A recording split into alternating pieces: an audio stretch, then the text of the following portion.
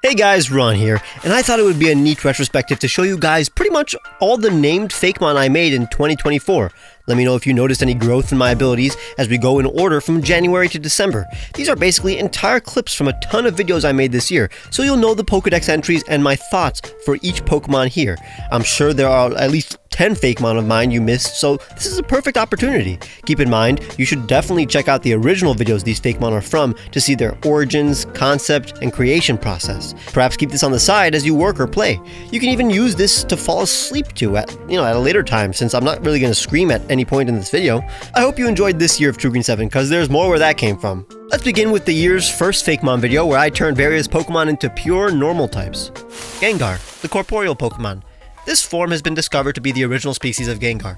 They contain an above average amount of gas stored within them. The gas that builds up within its body allows Gengar to bounce around. This is why Gengar perpetually grins, but rarely opens its mouth. While its face looks sinister, it is actually very friendly and compliant. It allows kids to pet its fluffy fur and bounce on its belly. It can inflate slightly in order to repel attacks. In battle, Gengar will claw at its opponents with its sharp claws. The micro holes on its claws release trace amounts of its internal gas, allowing its swipes to reach further and hurt even ghost Pokemon. When this Pokemon passes away, its soul mingles with the internal gas inside of its body and continues to roam the earth in the form of a ghost poison type.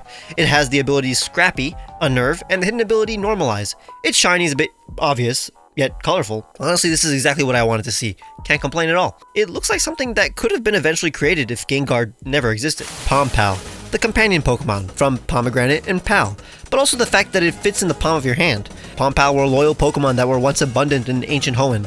They would be at the side of every Hoennian, working and playing every day. They captured the hearts of all who encountered them. They would mediate between enemies and take care of children. They were not particularly powerful in battle, but would help spar with other Pokemon in order to train them. Ancient texts reveal that the entire species of Pal went extinct after they collectively combined their strength to shield Hoenn from a calamity. To honor Pal's sacrifice, primitive Hoennians etched Pal's likeness into mud figurines and toys. These figures came to life after being exposed to mysterious rays of light. Thus, Claydol and Baltoy were born. They have the abilities Q-Charm, Magic Guard, and huge power. Their shiny is a precious gold. I honestly fell in love with this Fakemon while writing its dex entry, so please, type rest in peace Pal in the comments to honor this friend. Darmanitan, the Zen Pokemon. This form of Darmanitan is rarely angry or energetic. It is incredibly patient and simply awaits for others to attack before retaliating. It sits for most of its life. It grabs onto vines in order to travel and find food, all while resting its legs. It is believed to be the earliest incarnation of Darmanitan, with a primitive version of the flame sac Unnovan Darmanitan possesses. This allows itself to warm its body as it sits during the cold nights, but it cannot produce fire on its own. It is intelligent enough, however, to use tools in order to create fire. It'll often create a campfire for forest Pokemon and sit with them all through the night. It has a new ability called Grappler. When hit with a move that makes contact, it grabs onto its opponent, powering up its following move by 50%. It's almost like Guerrilla Tactics, but it can only be activated when hit, doesn't have a move limit, and applies to all damaging moves. But hopefully the fact that it's a slow Pokemon helps control this potentially OP ability. Not gonna lie though, I think I may prefer the shiny for some reason. The old look gives it slightly more personality. I'm glad I was able to find a new gimmick with this Pokemon with grappling, instead of simply making a sitting Darmanitan. Hawlucha, retired. The training Pokemon. This form of Hawlucha has renounced fighting and trains other Pokemon in martial arts. This form of Hawlucha is brought upon when a newly hatched fighting type in its party plays with Hawlucha in the next generation's version of Pokemon Picnic. Hawlucha is inspired by its protege's determination and vows to train it. Hawlucha bobs and weaves as its student spars with it. It's a brutal master, but will show unexpected emotion and pride when its students succeed in battle.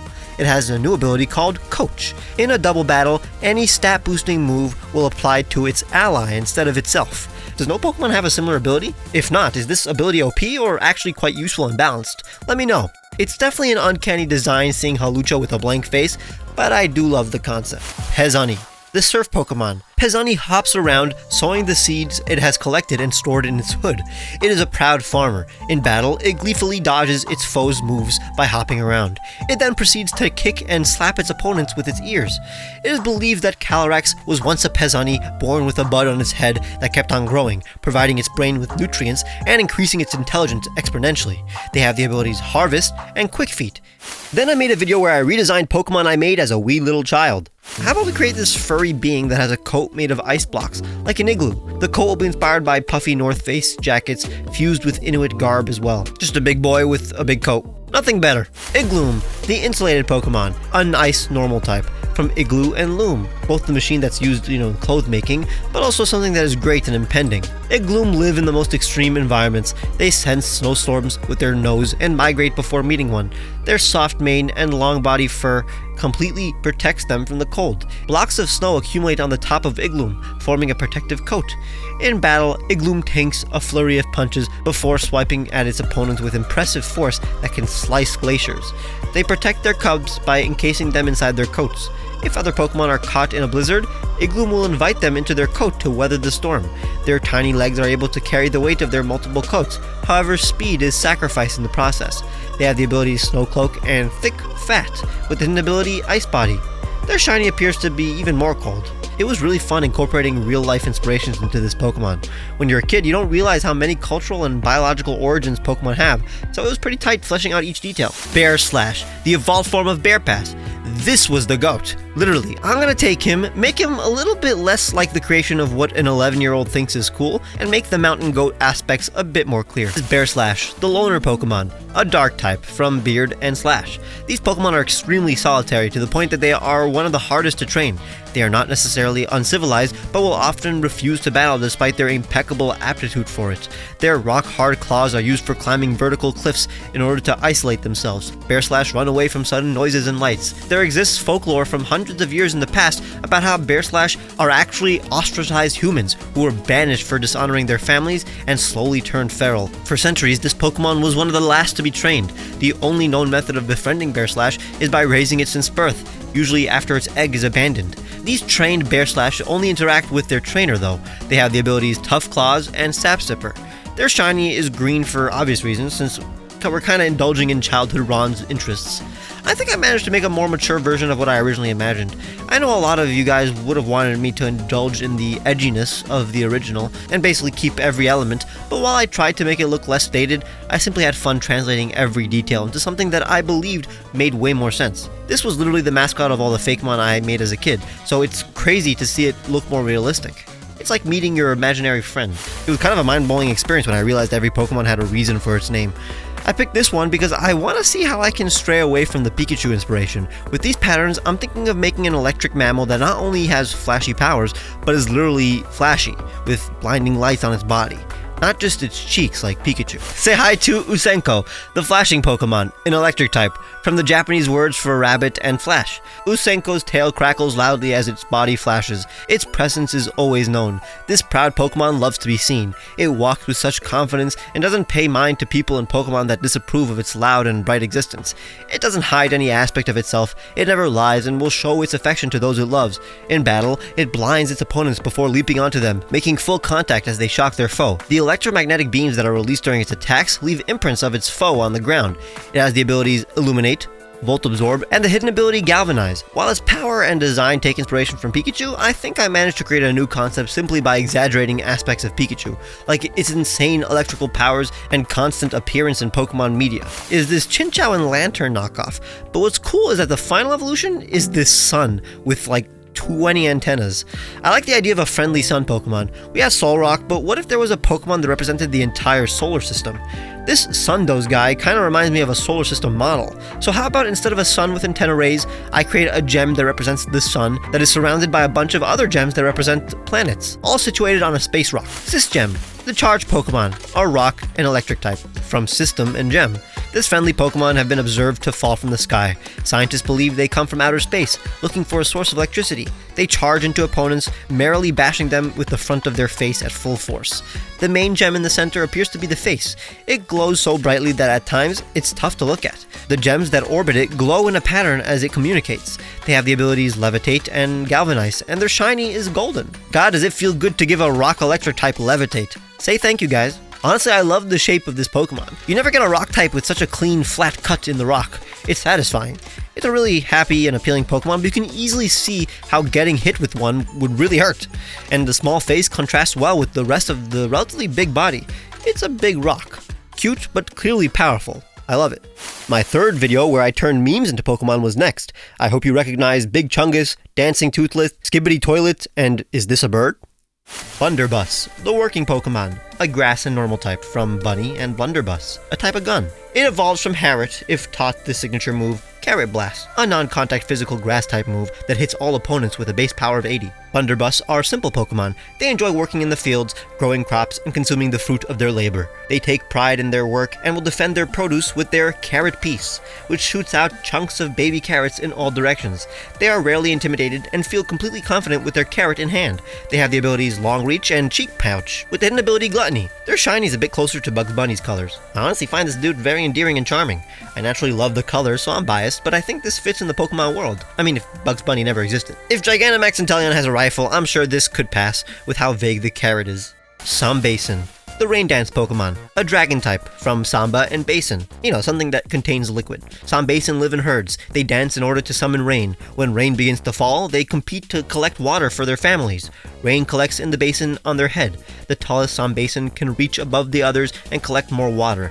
They use their shovel-shaped heads to dig trenches and canals to direct water to their colonies. Sambason are incredibly social and easy to train. A convention of Sambason trainers is held in Driftvale City every year, where Sambason show off their moves and compete for the title of Best Dancer. Sambason is nicknamed Night Fury for their unrelenting nocturnal dancing. They have the abilities Rain Dish and Dancer. Their shiny is referenced to Light Fury, not my first pick for a meme to turn into a Pokemon since it's a character of an already simple dragon design, so it's hard to add features without making it look like Toothless. But ultimately I love the colors and energy. Psychofin, the disturbing Pokemon, a water dark type from Psychotic and Siphon. Psychofin have no bones except for their prominent teeth. They are able to fit inside their shell and surprise unsuspecting victims. They perpetually smile during battle. They are thought to lack empathy, but it is suspected that their form of communication is just lost to humans. They respond to commands and stimuli, but their expression never changes. They can extend their body to attack and retreat into their shell when confronted by a stronger foe. They only make friends with their own kind. They have the abilities Intimidate, Unnerve, and Contrary. This is without a doubt the second creepiest Pokemon I've ever made, behind Plumes. Honestly, this may be creepier. Maybe the only Pokemon I've ever made that I do not want to hang out with. I'm very proud of how I was able to actually make a Skibbity Toilet Pokemon that makes sense though. That's the only good thing that came out of this, just the fact that I know I can turn anything into a Fakemon now. Not a good Fakemon, but at least a Fakemon. Wingard, the flight Pokemon, a flying type. Originally I was going to name him Wingardium, but that obviously sounds a little bit too close to Wingardium Leviosa. These curious Pokemon fly around the world to learn about anything they can. They rarely retain what they have learned, but are super interested nonetheless. When they see a Pokemon or person in trouble during their travels, they intervene and help. They are masters of the air. Their wings contain a powder that confuses opponents. Humans under the spell of their powder have reported the inability to tell if they were attacked by a flying or bug-type Pokemon. The wings on Wingard's wrists flutter as well. They can see miles away, but don't necessarily understand what they are looking at. They are incredibly light, able to sit on their trainer's arms without protest. They have the abilities Shield Dust, Oblivious, and the hidden ability Gale Wings. Their shiny is simply cool. We've redeemed ourselves with another guy that I would hang out with. Just the idea of this creature perching on your arm sounds hilarious and dreamlike to me. After that, I made a second video where I created evolved forms for evolutions. Jolteus, the piercing Pokemon, an electric steel type with the abilities Iron Barb and Lightning Rod. Jolteus evolved from Jolteon when they're able to harness both negative and positive ions. Jolteus are in tune with the world's electromagnetic field, allowing them to magnetize their body and generate a barrier that solidifies their spikes and repels attacks. Their spines are so tough they never bend, allowing Jolteus to pierce steel with their pins. They are way calmer than Jolteon and will rarely attack since not much can hurt Jolteus. They lead a group of Jolteon, teaching them to be less erratic. Their shiny is a far more electric version of Jolteon's green shiny. Jolteon was already a pretty straightforward Pokemon, so there isn't much to say about Jolteus since I simply expanded upon Jolteon visually and thematically. It's Jolteon, but more of what I already liked about it. One of my personal favorite art I've drawn. Glacius, the Arctic Wind Pokemon, an ice flying type with the abilities Wind Rider and Ice Body. Glacius evolves from Glaceon, who managed to survive and thrive in the highest mountains on the planet. From such altitudes, they command the wind. Their control of atmospheric temperatures allows them to not only change their own body temperature, but the weather of an entire mountain range. The snowstorms that they create often traps travelers and adventurers. Glacius is incredibly territorial and stingy. Only one person in history has managed to acquire a tuft of Glacius's luxurious fur. It blows away any challenger, as it does not deem any foe formidable. Its body is covered in a hard layer of ice, which shatters on impact in order to dampen any blow. It instantly creates a new layer of ice to protect it before a following attack lands. Glacius can fly by summoning a gust that carries it. Its shiny is a regal purple, much more interesting than Glaceon's shiny. I can't praise this design enough. It looks official, if I do say so myself at least. It's very dynamic. It doesn't look stiff or flat. I'll analyze it for many weeks to come in order to understand why it looks better than many of my other Fakemon. It may honestly be because it's derivative of an existing Pokemon who already has a very amazing design, so I can't take the credit. Vaporeon, the oceanic Pokemon, a water dragon type, with the abilities Marvel Scale and Water Absorb. Vaporeon evolves into Vaporeon when it manages to swim to the absolute depths of the ocean. Its body melts and reassembles countless times, becoming longer and denser to withstand the pressure. Vaporeon can not only become liquid, but it can travel through the water particles in the air, allowing it to reach the clouds. The process of evolution has lengthened its lifespan. While not many Vaporeon can be found, the ones that are seem to be wise and experienced. Even Vaporeon, who have lived for thousands of years, do not lose their playfulness and friendliness. Legends state that their scales heal illnesses, but will dissolve into water in the hands of evil men. Their shiny is gorgeous. Shiny Vaporeon was already pinkish purple, but this shiny is the ultimate magenta. I love the color. Like I said, I'm a big fan of Vaporeon, so elongating it and making it stand up doesn't change my love. But I don't know if I played into the meme or not. You decide. Espius, the solar Pokemon, a psychic rock type with the abilities Clear Body and Magic Bounce. When Espeon stands still for months on end, absorbing the sun's energy, they petrify and turn into Espius. Its hair is now smooth to the touch. Its body is made of the most precious marble. The orbs that protrude from its body release a beam of energy in any direction. Espius lacks a blind spot. It is impossible to sneak up on Espius. It is believed that each gem functions like an eye, able to sense beyond the limits of our world. So Espius stands still, like a statue, witnessing dimensions that we cannot comprehend. Espius do not emote and rarely react to those around them. The shiny is a much less obnoxious version of Espeon's shiny. This design is odd though, because it both changed the most and the least. This year I created a new series where I interviewed Poketubers and turned them into Pokemon. In episode 1, I made a Loxton and Peachow Pokemon. Utensil, the scavenger Pokemon, a grass ghost type. Utensil run around the woods looking for ingredients to cook into their perpetual curry. They offer this nutritious stew to Pokemon who live in harmony with nature. Their wooden masks protect them in battle, while their spoon is used as a makeshift weapon. They smear the berries they grow on themselves to intimidate foes. They're incredibly erratic in battle, but super calm when cooking. Oh, it's cute! Billadium, the challenge Pokemon, a steel psychic type from Bill and Palladium, a rare metal. Billadium perch on top of the highest mountains, calling out for the strongest challengers by clicking their bill. When engaged in battle, Billadium will use their telekinesis to launch their sharp feathers and block attacks. They take great pride in solving puzzles and calmly defeating stronger enemies. Billadium are surprisingly friendly and love to relax with others after intense battles. Oh, sorry, I swore immediately. I also began a series where I created an unevolved Pokemon, and my guests had to create evolved forms for them. Check out the full video to see the evolved forms that the other artists made. I guess I will talk now, even though I've been talking the whole time. Let me reveal some stuff. It's an Indohyus. Oh no. There's its fin. It's a little fin. A tiny little fin at the top. So Indohyus is basically the ancestor of the whales. One of the basically the one that didn't go into the water.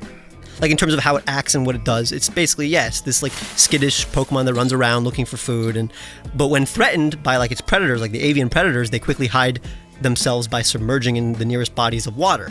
Their kicks are very powerful, and they will use their legs as a last resort. So that comes from the mouse deer aspect, because my idea was, what if an Indohyus was still living, like literally, it would be closer to the mouse deer, but still an Indohyus. So I gave it, so I combined it with it, almost like a Jurassic Park, by giving it like a modern animal's DNA, basically, to complete it. I did not know about the mouse deer. Mouse deer is still kept in the evolution a little bit. I knew that Virgo was going to go complete whale or complete cetacean, and I did not. I mean, I did, but but the name is pretty smart, not gonna lie. Here is Duplicitous. Oh, I love Oh, nice. Thank God that we did not do orcas. Yeah, exactly. It's definitely more shark-like, but it's definitely a whale. And again, I kept the hooves because the idea is that what if just the Hindohyus went in a different direction and it didn't become a whale? It went a little more whale deer, I guess. They're masters of land and sea. They swim incredibly, Right. well, and but they also gallop in open fields. And it waits near the water surface, using its powerful jaws to clamp on its prey. But it's also incredibly sensitive to sound, like a whale, and can hear other duplicituses miles away. And the name comes from duplicitous and cetus, because yes. it's cetus for the whale, but also it's based on the ambulocetus. So that's what the actual evolved nice. form is. Ambulocetus with hooves. And that's not a croc. Exactly. So you went Oh my Yeah. god. But you actually made it as a single stage transition. Exactly, and that which is great. changes a lot. Like that mine is enlightened, but the point is that, like its inspiration, he's still a guy. Ronk, the pious Pokemon, he's a devout Pokemon who meditates for most of every day, basically all day. They stand perfectly still even when in pain. They Ronk occasionally train under waterfalls to gain enlightenment as the top layer of their body erodes. In battle, they reflect light from their noses to blind opponent. So yeah, the whole point is that it becomes smoother when it evolves, because it's under the waterfall all the time. Here's the new redesigned of Bullseye. It's cute. Wow, it's super cute. We both have the Akuma bead necklace. Do we? But yours is way Yeah, we shorter. do actually, yeah. What's funny is that, yeah, you mentioned Budai, who is not the Buddha, and thank God you said that, because now I don't have to say it. But the other thing that Serious. nobody realized, even though, again, it was supposed to be that, I didn't want you guys to realize, is that it's a pig. they're like, Oh. Yeah, the nose shape, I can see that now, yeah. Yeah. So I was so glad, like when Bonnie was like, basically gave the same inspiration, thank God he thought it was, or just interpreted it more as something that becomes an elephant. But now, instead of like the baggy ears of Budai, it's floppy pig ears, and it's very jolly. Right. And he's enlightened, yeah, but that just means that he just roams around and doesn't have any possessions and is just the best guy as can be. Like, he doesn't become a god, he becomes just the best kind of person ever to hang around with. Like, I want to be around Bullseye. That's awesome. Next, I made a video where I turned brands like McDonald's, Apple, YouTube, and IKEA into Pokemon. A Rat Clown, the Deception Pokemon, a bug dark type with the abilities Compound Eyes, Quick Feet, and Disguise. A Rat Clown is a cunning Pokemon known for its deceptive tactics. The false head on its abdomen serves as a lure to attract unsuspecting prey and trick children. Once its curious prey is within reach, a Rat Clown strikes with lightning speed, ensnaring its victims with its long legs. Despite its deceptive nature, a Rat Clown is not inherently malicious and simply relies on its natural instincts to survive. A membrane in this Pokemon's abdomen rattles as this Pokemon moves, making a laughing sound. A rat clown is surprisingly an abundant source of protein and was hunted in ancient times. Scientists believe it evolved a false head to confuse its predators. Over generations, it became a predator itself. Despite its unsettling nature, trainers who choose to partner with a rat clown will find themselves with a loyal and cunning companion. Its shiny is very much grimace-colored. Just like the fast food chain it's inspired by, a rat clown leaves a lasting impression with its unique appearance and deceptive tactics. It's a bit disjointed design-wise, but conceptually makes total sense, in my opinion, and is a fun first Pokemon for this potential series. Corripe, the Power Pokemon, a Steel-Electric type, with the abilities Mirror Armor, Battery, and Electric Surge. While its appearance may deceive some into thinking it's a mere fruit, Corripe is a powerful Pokemon with the ability to generate electricity from its core. The graphite exterior of Corripe serves as a protective casing for its surprisingly soft and fleshy interior, shielding its electrical fibers from harm while simultaneously conducting electricity throughout its body. Its facial core, which resembles the seeds of an apple, acts as a powerful source, generating electrical energy that courses through its body. It releases this electricity whenever its spherical hands pop off of its body. Despite its formidable power, Corripe is only aggressive when it's dormantly charging up electricity. Its shiny is a nice golden apple. I think its sleek appearance mimics our impression of Apple products. I love metal that comes in this particular color too. I just realized that it kind of looks like the inverse of the nuclear symbol and even a mushroom cloud. Rubision, the Reaching Pokemon, from Ruby, Vision, Apparition, and Television. A Ghost Rock type with the abilities Frisk, clear body, and pickpocket. Encased in a shimmering ruby shell, Rubision's hands reach out to greet its friends. Despite its eerie appearance, Rubision is known for its friendly and welcoming demeanor. It seeks to connect with others and share its passions. It imprints on trainers who look directly at it and whose visage reflects off of their shiny body. In battle, it dances around, trying its best to grab the opponent, trapping it within its ruby shell. It is able to withdraw within its crystal body and quickly project its body out of the tiny hole on its chest with great pressure. The light that is trapped within its shell is recorded, allowing Rubision to project whatever it has seen in the past for others to view. Its shiny is a 10 million subscribers play button. I wasn't feeling it at the beginning, but now it's my favorite. It's very unique. No other Pokemon looks like this. I love its personality, and you can never go wrong with a bright ruby red. Always good looking. Camarathon, the competitive Pokemon, an electric normal type with the abilities Defiant, Adaptability, and Protean. Camarathon is a solitary hunter, relying on its abilities to blend seamlessly into its surroundings before striking with lightning speed. It utilizes electricity to stun prey before delivering a swift and decisive blow with its arrow-like head. In battle, Camarathon's competitive nature shines through as it utilizes its lightning-fast reflexes and keen strategic mind to outmaneuver opponents. It darts around the battlefield with unparalleled speed. It does not go easy on weaker opponents. Despite its competitive nature, Camarathon is not without compassion. They are frequently used to deliver urgent packages across the region. It pushes itself to the limit to carry out any mission. They become very underhanded when pushed to a corner though. Camarathon do not have the patience for trainers who cannot fully utilize Camarathon's drive. Its shiny is a bit more chameleon-like. I hope its dex entry reminded you of Amazon in any way. I think pointing out the references would kind of ruin the subtlety of Camarathon's Amazon origins. After that, I created a second episode of creating split evolutions for various starter Pokemon. Warrior, the Garrison Pokemon, a water fighting type with the abilities Torrent and Shell Armor. This ferocious Pokemon lives to fight. Every part of its body has evolved to be used in combat. It deploys a retractable spear from its shell that it rams into its opponent. It can puncture the hull of an Empire-class Cantonian battleship. When attacked, it blocks with its arm shells. Its ears flap in the heat of battle, cooling Warrior off and allowing it to fight on. Its shell is mostly full of air, allowing it to easily float and release air to propel itself faster on land. It flails its tail to confuse its enemies. Warrior is always ready to battle, and it's exceptionally easy to train, as it practically trains itself. It is extremely loyal and will defend its trainer from harm. Their shiny is a bit greener. You know how it is. I think I could have easily made a version with the spear retracted into its shell, like it's slightly over-designed, but that's because I couldn't just do exactly what Beta Wartortle Evolution already did. I had to add some more stuff, and it ended up being cool, and having a ton of personality at least. Frondosaur, the tree Pokemon from Frond and Brontosaurus, a grass dragon type with the abilities Overgrow and Thick Fat. It has existed since ancient times. In the wild, they protect Meganium. They are extremely mellow and will rarely pick a fight. They are only aggressive during mating season. When competing with other Frondosaur, their leaves perk up and become extremely sharp. They swing their neck, cutting their opponent with their sharp leaves. Frondosaur's breath can increase the nutritional value of any crop. Mature Frondosaur bear extremely sweet fruit. Early civilizations would subsist of this fruit. Frondosaur is believed to be one of the first Pokemon to be domesticated. It is even believed that humans gained a boost in life expectancy and intelligence from eating the food cultivated alongside Frondosaur. Their shiny is a bit more wintry. Honestly, in a vacuum, this is what I expected Bayleaf evolution to look like. I'm always a fan of gentle giants, and this scratches the itch for another one.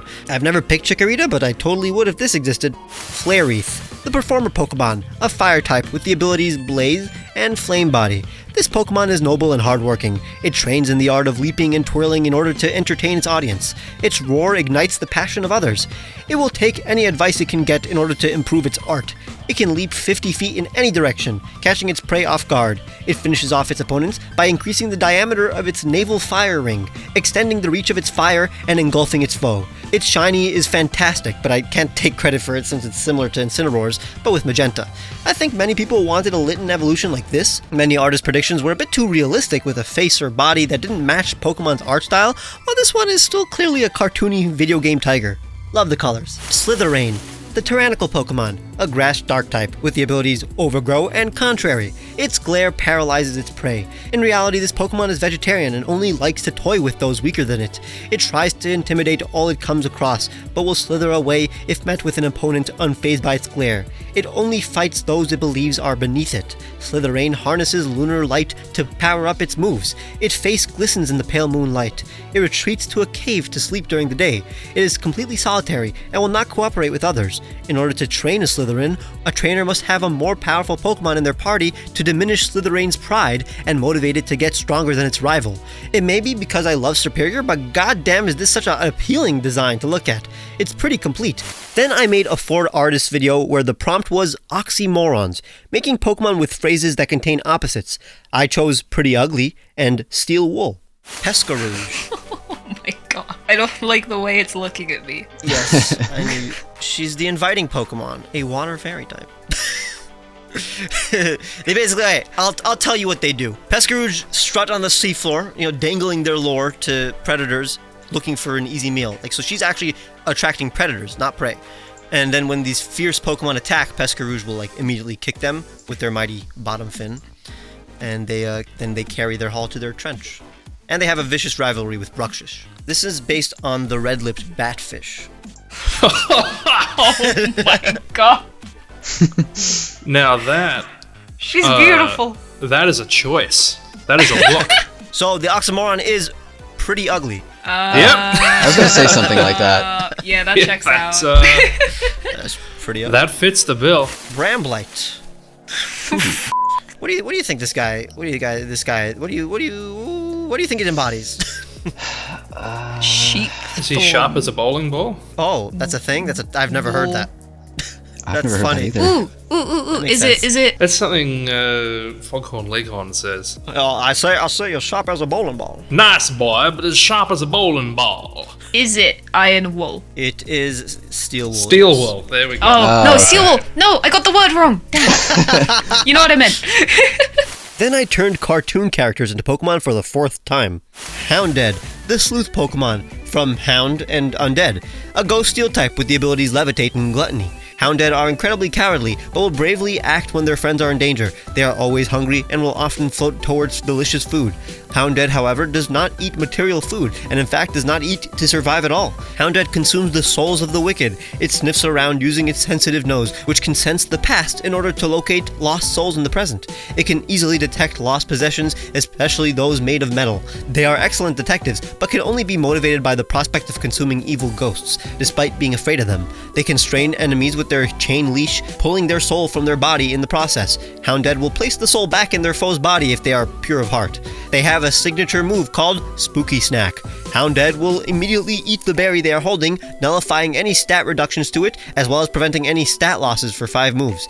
If the opponent is holding a berry though, Houndead will consume the opponent's berry instead, preventing it from sacrificing its own berry. The shiny is closer to Scoobert's color scheme, while also looking like a pastry. I think I managed to make a Pokemon with Scooby's literal proportions, while giving it its own identity as a Pokemon with that color scheme and chains. It's a dog, so it's automatically adorable, and works perfectly in the Pokemon world. Chimpossible, the outstanding Pokemon, a fighting type with the abilities Inner Focus, Super Luck, and Justified. Chimpossible are exceptional at almost all that they strive to do. They train all day in packs, hurling each other in the air to practice acrobatics and cheer on the other wild Pokemon. They are kind and love to help. They take on any challenge. In battle, they use their pom-pom hands to misdirect foes and land devastating kicks. They are fast learners and rarely fall for the same tricks in combat. Chimpossible are thought to be the most intelligent fighting type found in the wild. While their agility and intellect makes them tough to capture and train, they will always help a trainer in need. Chimpossible has been observed temporarily adding themselves to a trainer's roster in order to help them win a battle, before running back into the wild after their victory. Their shiny is a nod to Kim's final season outfit. This one was super tough since I had to maintain the appearance of Kim, or else it wouldn't look like her at all, while finding a way to make all her attributes work on a wild animal. I think it was clever, but I can see how this may cross the line. It's as humanoid as a Pokemon can get, but I believe it's justified considering what we're doing here. The Teenage Mutant Ninja Turtles were without a doubt the group most requested for Pokemonification. Honestly, kinda easy, because I'm gonna turn them into Ninja Turtles. Originally I was thinking of amplifying their mutant aspects and making them poison fighting types with radioactive, colorful stripes to tie in their headbands and color scheme. But how about instead, we make one Pokemon that has multiple variants. Each color will be a different type and represent each brother. It'll actually be fairly easy to translate each turtle's colors into types. Raph will be fire type, considering he's the most aggressive and fiery. Leo will be water type, since he's the coolest and most disciplined. Donnie is smartest and obviously a psychic type. While Mikey will be electric type, considering he's the most energetic. The colors really do line up. Our job is to pretty much make sure they don't look too humanoid, and give them the proportions of an actual turtle instead of these honestly very human bodies. Basically starting off with a Ninja Turtle, but with a more turtle-like body. I don't want it to have a virtually human shape of the actual Ninja Turtles. Even make it slap Turtle, the half-shell Pokemon, a fighting type with multiple forms. They all have the abilities Shell Armor, Defiant, and Scrappy. Turtle are heroic Pokemon who are masters of combat. They live in the sewers, training and having fun in the process. The scales on their fists extend to become sharp weapons that adorn their knuckles. Turtle Red form is physically strongest. They are rude and aggressive, but passionate and loyal. They are the first to act when others are in danger. Using their pronged knuckles, they pierce their foes with their fiery fists. Blue form Turtle are water types. They are calm and collected and will often lead other Turtle into battle. They slice their foes with the pressure of their water katanas. Purple Turtle are psychic type. They are incredibly intelligent and will assess their surroundings and opponents before fighting back. They materialize a psychic staff that they use to pummel their foes. Orange Turtle is electric type. They are energetic and carefree. They are naturally talented and rarely trained. They swing their electrically charged fists and tangle their enemies in the electro chain that forms between their hands. Turtle Shiny is based on Jenica. I don't even know if she's popular among the TMNT fanbase, but it made sense. Honestly, these are my favorite in the series because they look so close to the original inspiration, but have completely different details and proportions to make them fit in the Pokemon world. They are as direct of a translation as possible, while seemingly fitting in Pokemon's art style, and I definitely did more work than I usually do by actually, differentiating them between their forms. Next is a duo who will have separate designs, Gumball and Darwin. I was originally just going to do Darwin since he's the most fantastical of the two, and I didn't want to draw another simple cat, but I think I found a way to combine their concepts and lore. The whole idea is that Darwin is simply a pet fish who sprouted legs and adapted to life outside of water. The dude literally evolved like a Pokemon, and he's named after the father of evolution, so how about I create a fish Pokemon that evolved to look more like a cat and walks on land, and then I turn Gumball into a cat that evolved to be aquatic. Basically a fish and a cat became friends and evolved to meet halfway in the middle so that they can play with each other. That sounds wrong. Play together. They both go with the flow, almost like yin and yang. Whenever I say yang, people make fun of me, and they're like, Ron, it's called yang. It's not, it's yang. I don't know why people assume it's yang, like the Anglicanized version of the word. Who cares? I'm probably saying it wrong as well. Also, Gumball's last name is literally Watterson, and he is blue, so water type flows naturally in this family.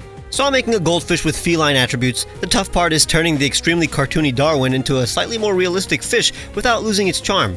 He'll be walking around and he'll be making a cute cat pose with his fin paws.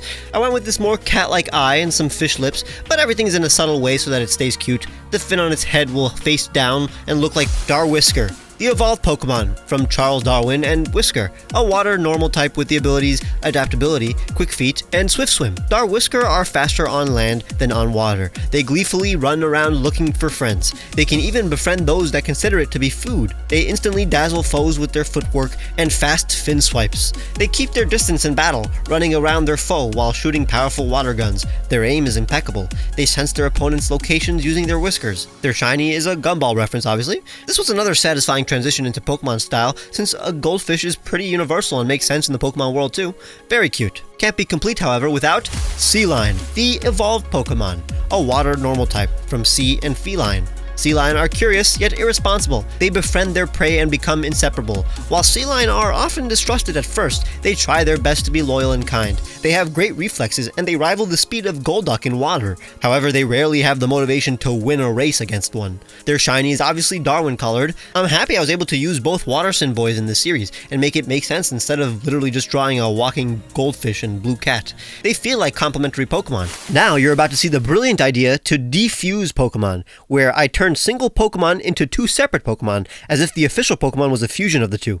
Emberoost, the incubation Pokemon, a fire type. Emberoost are valiant caretakers that spend most of their days brooding their eggs. They emit radiating heat that can incubate an entire barn full of eggs. One Emberoost is incredibly vital to most farms. For that reason, they are well taken care of. It is believed that their happy disposition is owed to how well they are treated. But Emberoost will not go easy on anybody who threatens their young. They will chase a threat for miles, and even days, until they dispose of their body. Cuddling up next to Emberoost on a cold winter night is one of life's true delights. Here's a shiny for you. I mean, this is what I always imagined Blaziken to look like if it was simply a fire type and wasn't a starter. I mean, we don't even have any other chicken Pokemon, so it's weird that Blaziken is the only example in the Pokemon world. This could easily be a related Pokemon. Now let's see if we can make our potential martial artist to fuse with Emberus. Sensevere, the sparring Pokemon, a pure fighting type from the words sensei and severe. Sensevere are masters of both kicks and punches. They utilize their knowledge by training weak Pokemon. They travel throughout the land looking for apprentices and will stay with them until they sense sufficient improvement in their skills. They will even train humans. Sensevere is one of the few Pokemon seen training its own trainer. Sensevere's body adjusts to the level of their opponent's fighting skills. The padded hair and limbs that Sensevere possesses can be flexed to be hard as possible for battle and soft when sparring with beginners. Here's their shiny. This Pokemon has a very Gen 1, 2, and 3 look to it, relatively minimal with a vague concept. The thought of a Pokemon sharing a similar silhouette to an existing Pokemon kinda blows my mind though.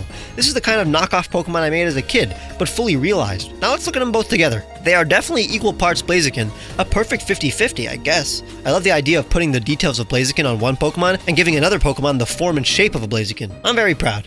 Jagadire, the Midnight Pokemon, a rock type. Jagadire were ancient Pokemon who hunted at night. The rock scales on their body were navy in color, allowing them to perfectly blend into the shadows. They stalked their prey and attacked when they went to sleep. Their scent is so close to that of surrounding rocks that other Pokemon were unable to sniff them out. Their body temperature is also that of cold rock. In battle, they slice their opponent with the sharp rocks on their tail. They will stare down their foe, tracking them down with perfect vision. Their stripes make it hard for their opponent to read their movement. Their shiny is more rock-like. The color scheme was tough to come up with since I plan on giving all the beautiful colors to the birds, so it will make sense eventually. I love navy Pokemon too. We don't have that many navy Pokemon. Berserk, the unbalanced Pokemon, a flying dark type. Berserk are unhinged in every way. Their personality, flight patterns, and taste in food change every day. They have been observed to lack any routine. Berserk is one of the hardest Pokemon to train, but they are some of the most entertaining to watch battle. They will do anything to win, and will often tease the opponents before playing dead. They twirl around in the air before soaring to great heights and swooping down. They are impossible to predict and difficult to hit. Some have found Berserk to give up the act, and act completely normal when physically tired and lacking the energy to move about. They are surprisingly earnest and polite in this state. Their shiny is so colorful. I really like the shapes on this Pokemon's head. You know, all the original parts that don't come from Archeops. It's crazy how it has Archeops' body and even eyes, but it feels like a completely different Pokemon. Seeing them side by side, it's cool to see one have the vibe and look of an Archeops, while the other has most of Archeops' body and colors, but a completely different personality. It really feels like I held Archeops and just ripped him apart into two beings.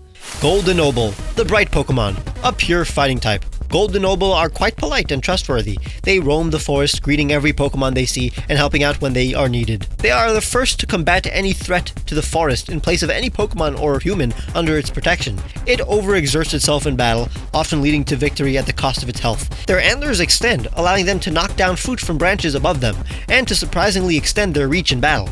Their fur is incredibly reflective and luxurious. They glisten during the sunset. Their shiny is a calming blue. We need more golden Pokemon. This dude looks more like a prince than a musketeer, which is what the other Fakemon will look like. Shakespeare, the swashbuckling Pokemon, a steel type. This brave Pokemon loves to go on adventures. In the past, Shakespeare have been utilized as castle guards and jungle guides. They live for experiences and will often get bored when staying in one place or position. They are covered in an alloy that fully protects them, allowing Shakespeare to be as reckless and daring as they want. They have knives that extend from their hands. Shakespeare oddly loved the admiration of women in particular, and will often show off. The shiny is golden.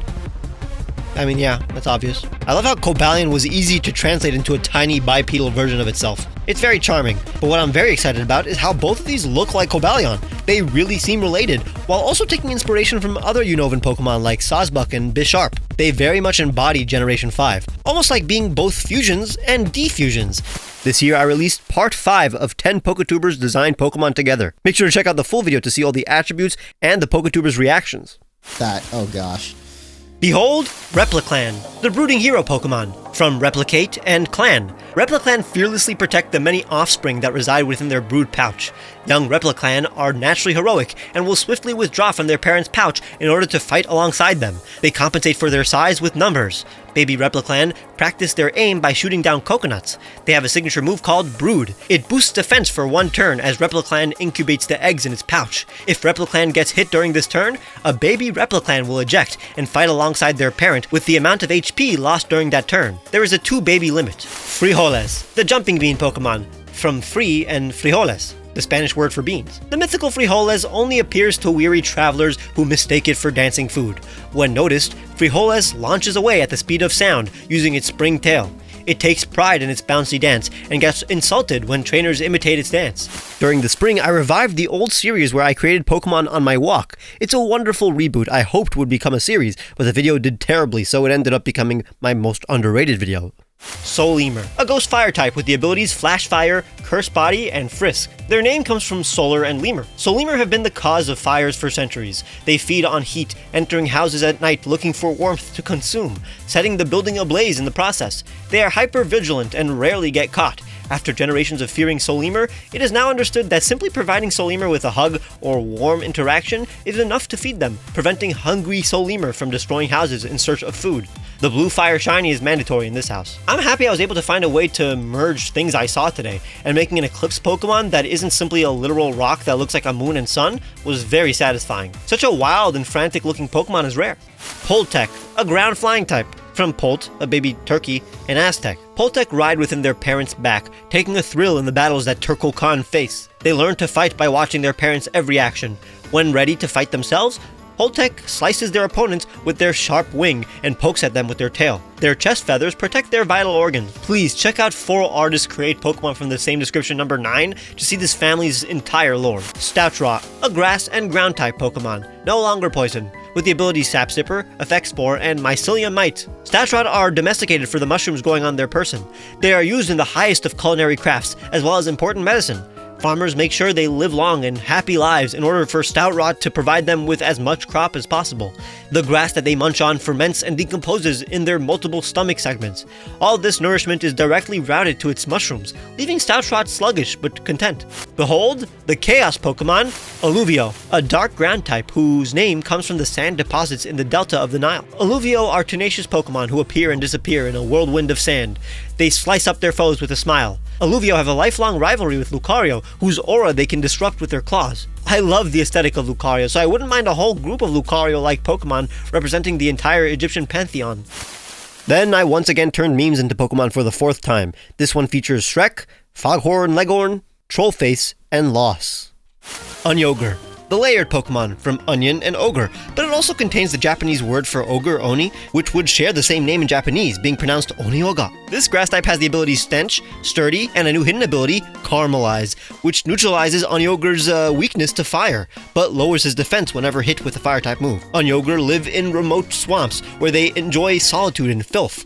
Wild Onyogur are banned from most cities for their horrible scent, although trained Onyogur tend to smell fairly sweet the more they battle against fire types, which cannot be found in their native environment. Onyogur are reluctant to make friends, but are happy to celebrate with the friends they eventually attract. Onyogur's many layers protect it from harm, allowing them to barrel through opponents. Their shiny is more akin to a red onion. I honestly dreaded making a Shrek Pokemon for years, but it ended up being quite natural when I finally had the idea to combine it with the obvious onion.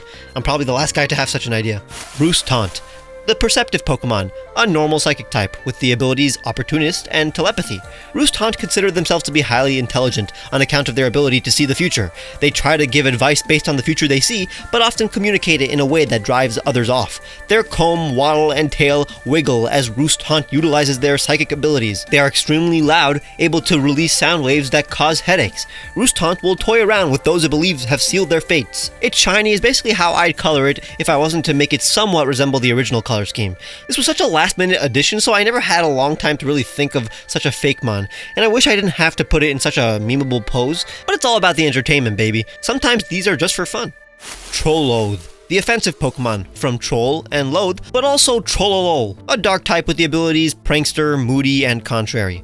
Trolloth are hated by most humans, and therefore lash out by pulling pranks and disguising themselves as other, more rare Pokemon. Their move pool is incredibly inconsistent. They can seemingly use moves of every type in ways that are not understood. Trolloth, however, get along with Pokemon, and are incredibly compassionate and generous to wild Pokemon. They retreat into their caves, where solitary Trolloths sleep. I thought their body was slightly reminiscent of Wolverine's suit, so I made the shiny have those iconic colors.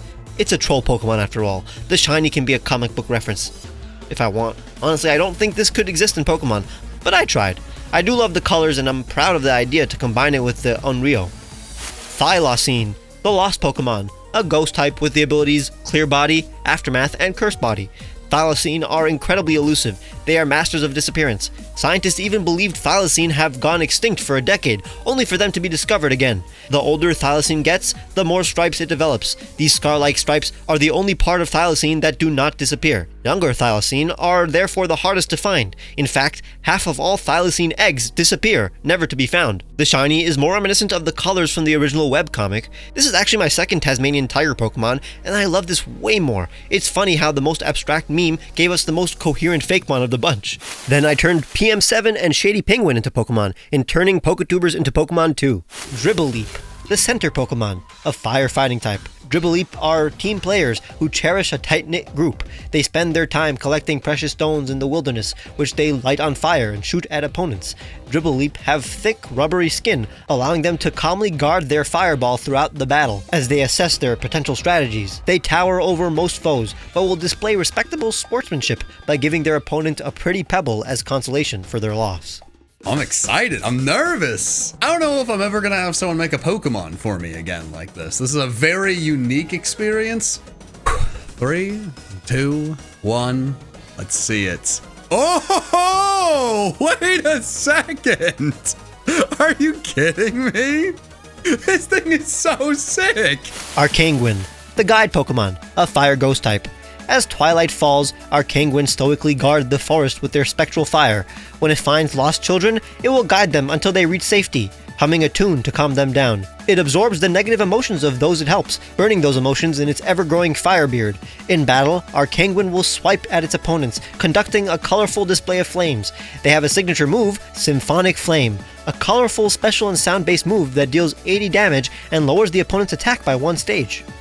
Whoa! Yo! Wait, can we just make this real? Okay, so you made a penguin. The shiny is crazy, dude. Oh, it's just as tall as me. That's wild. Well, actually, I'm not 5'4", never mind. After that, I had the idea to create Pokemon with 1 maxed out stat and the minimum possible stat in every single other stat. Klatak, the offensive Pokemon from Claw and Attack, a fighting ground type with a new ability called the Long Claws, which gives priority to moves that make contact as long as the Pokemon is at full HP. Klatak spend most of their days lying on the ground, digging for food. All the energy stored from their sedentary lifestyle is used up when they knock out their foes with 1 devastating slice.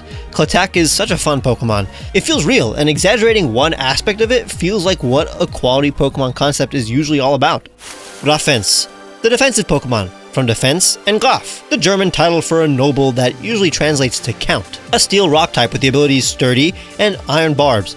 Grafense are born on hills, from which they look out upon the world, and spend their entire lives. Their shell is impervious to all physical attacks, however, the windows from which Grafense looks out of are their weakness. Flooding Grafense out of their home is a quite effective tactic. Discarded Grafense shells can be found throughout the region, many dating back thousands of years. They never erode or decompose. I think the fact that it's impossible to physically attack this guy, but making its holes its weakness helps flesh out the reason its special defense is so low.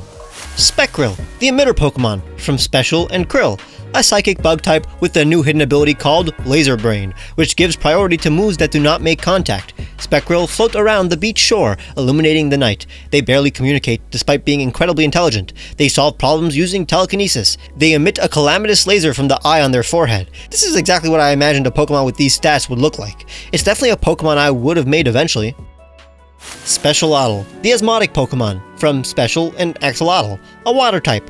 It has a new ability called Permeable, which draws in moves that do not make contact and nullifies them. Specialotl swim around lakes with a relaxed smile. They use their hand gills to direct them.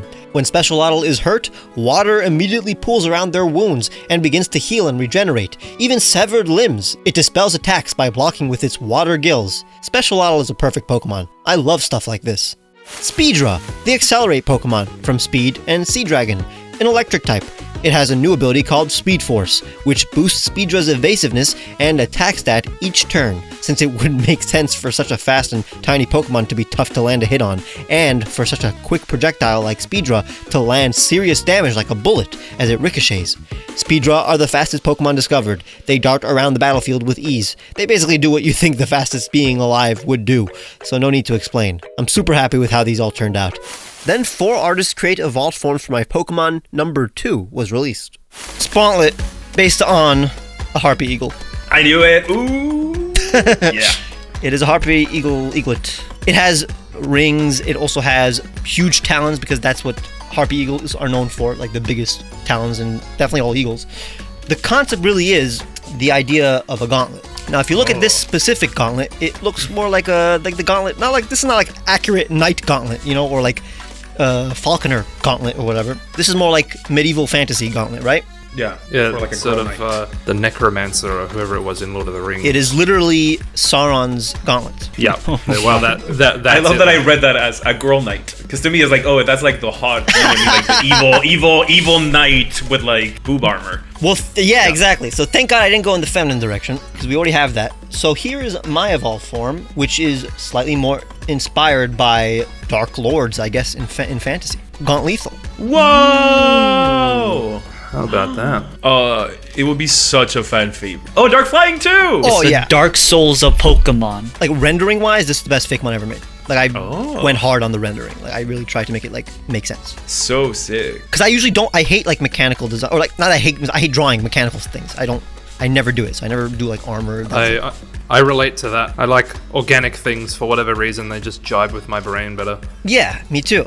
Originally, it was going to be dark. It was going to be flying steel. But then I'm like, no, but this is definitely based on, like, evil fictional characters. So I have to make it dark. But I can't make it dark steel because it flies. So in the end, its armor is not steel or anything. It's bone. As you see in the wings, those are like rings, almost like rings of power. Wow, 2 points to Pointy Hat. They got the Harpy Eagle and the typing right. When you have a little innocent looking bird, you have the inclination to evolve into something like very menacing. Dog. But also the copal, a type of tree. If you guys don't know, but I'm sure the people here do, there exists a thing called an alebrije. Qué lindo tu nahual. This is what I was thinking of. Different places in Mexico have different styles of making an alebrije, but like, for example, I took inspiration from the Oaxacan alebrijes because they use specifically like wood, and the copal tree apparently is endangered because overuse. Because people are making too many alebrijes, so that's why originally it was going to be a ghost type because it would be like an endangered wood. The evolved form is way more obviously alebrije, which is way more like a chimera, I guess. Oh wow! Whoa! He choked. Yeah, I guess so hard. Beautiful colors. I purposely picked something that like I could have like an painted version, so you guys, because if it was painted, if the pre-evolved form was already a little bit painted, you'd be like, okay, this is clearly an alebrije, you know? I wouldn't. I have never heard of this before in my life. I like it. It's so crazy that we went with the same shiny for the resin Yeah, parts. the resin. Yeah, the resin.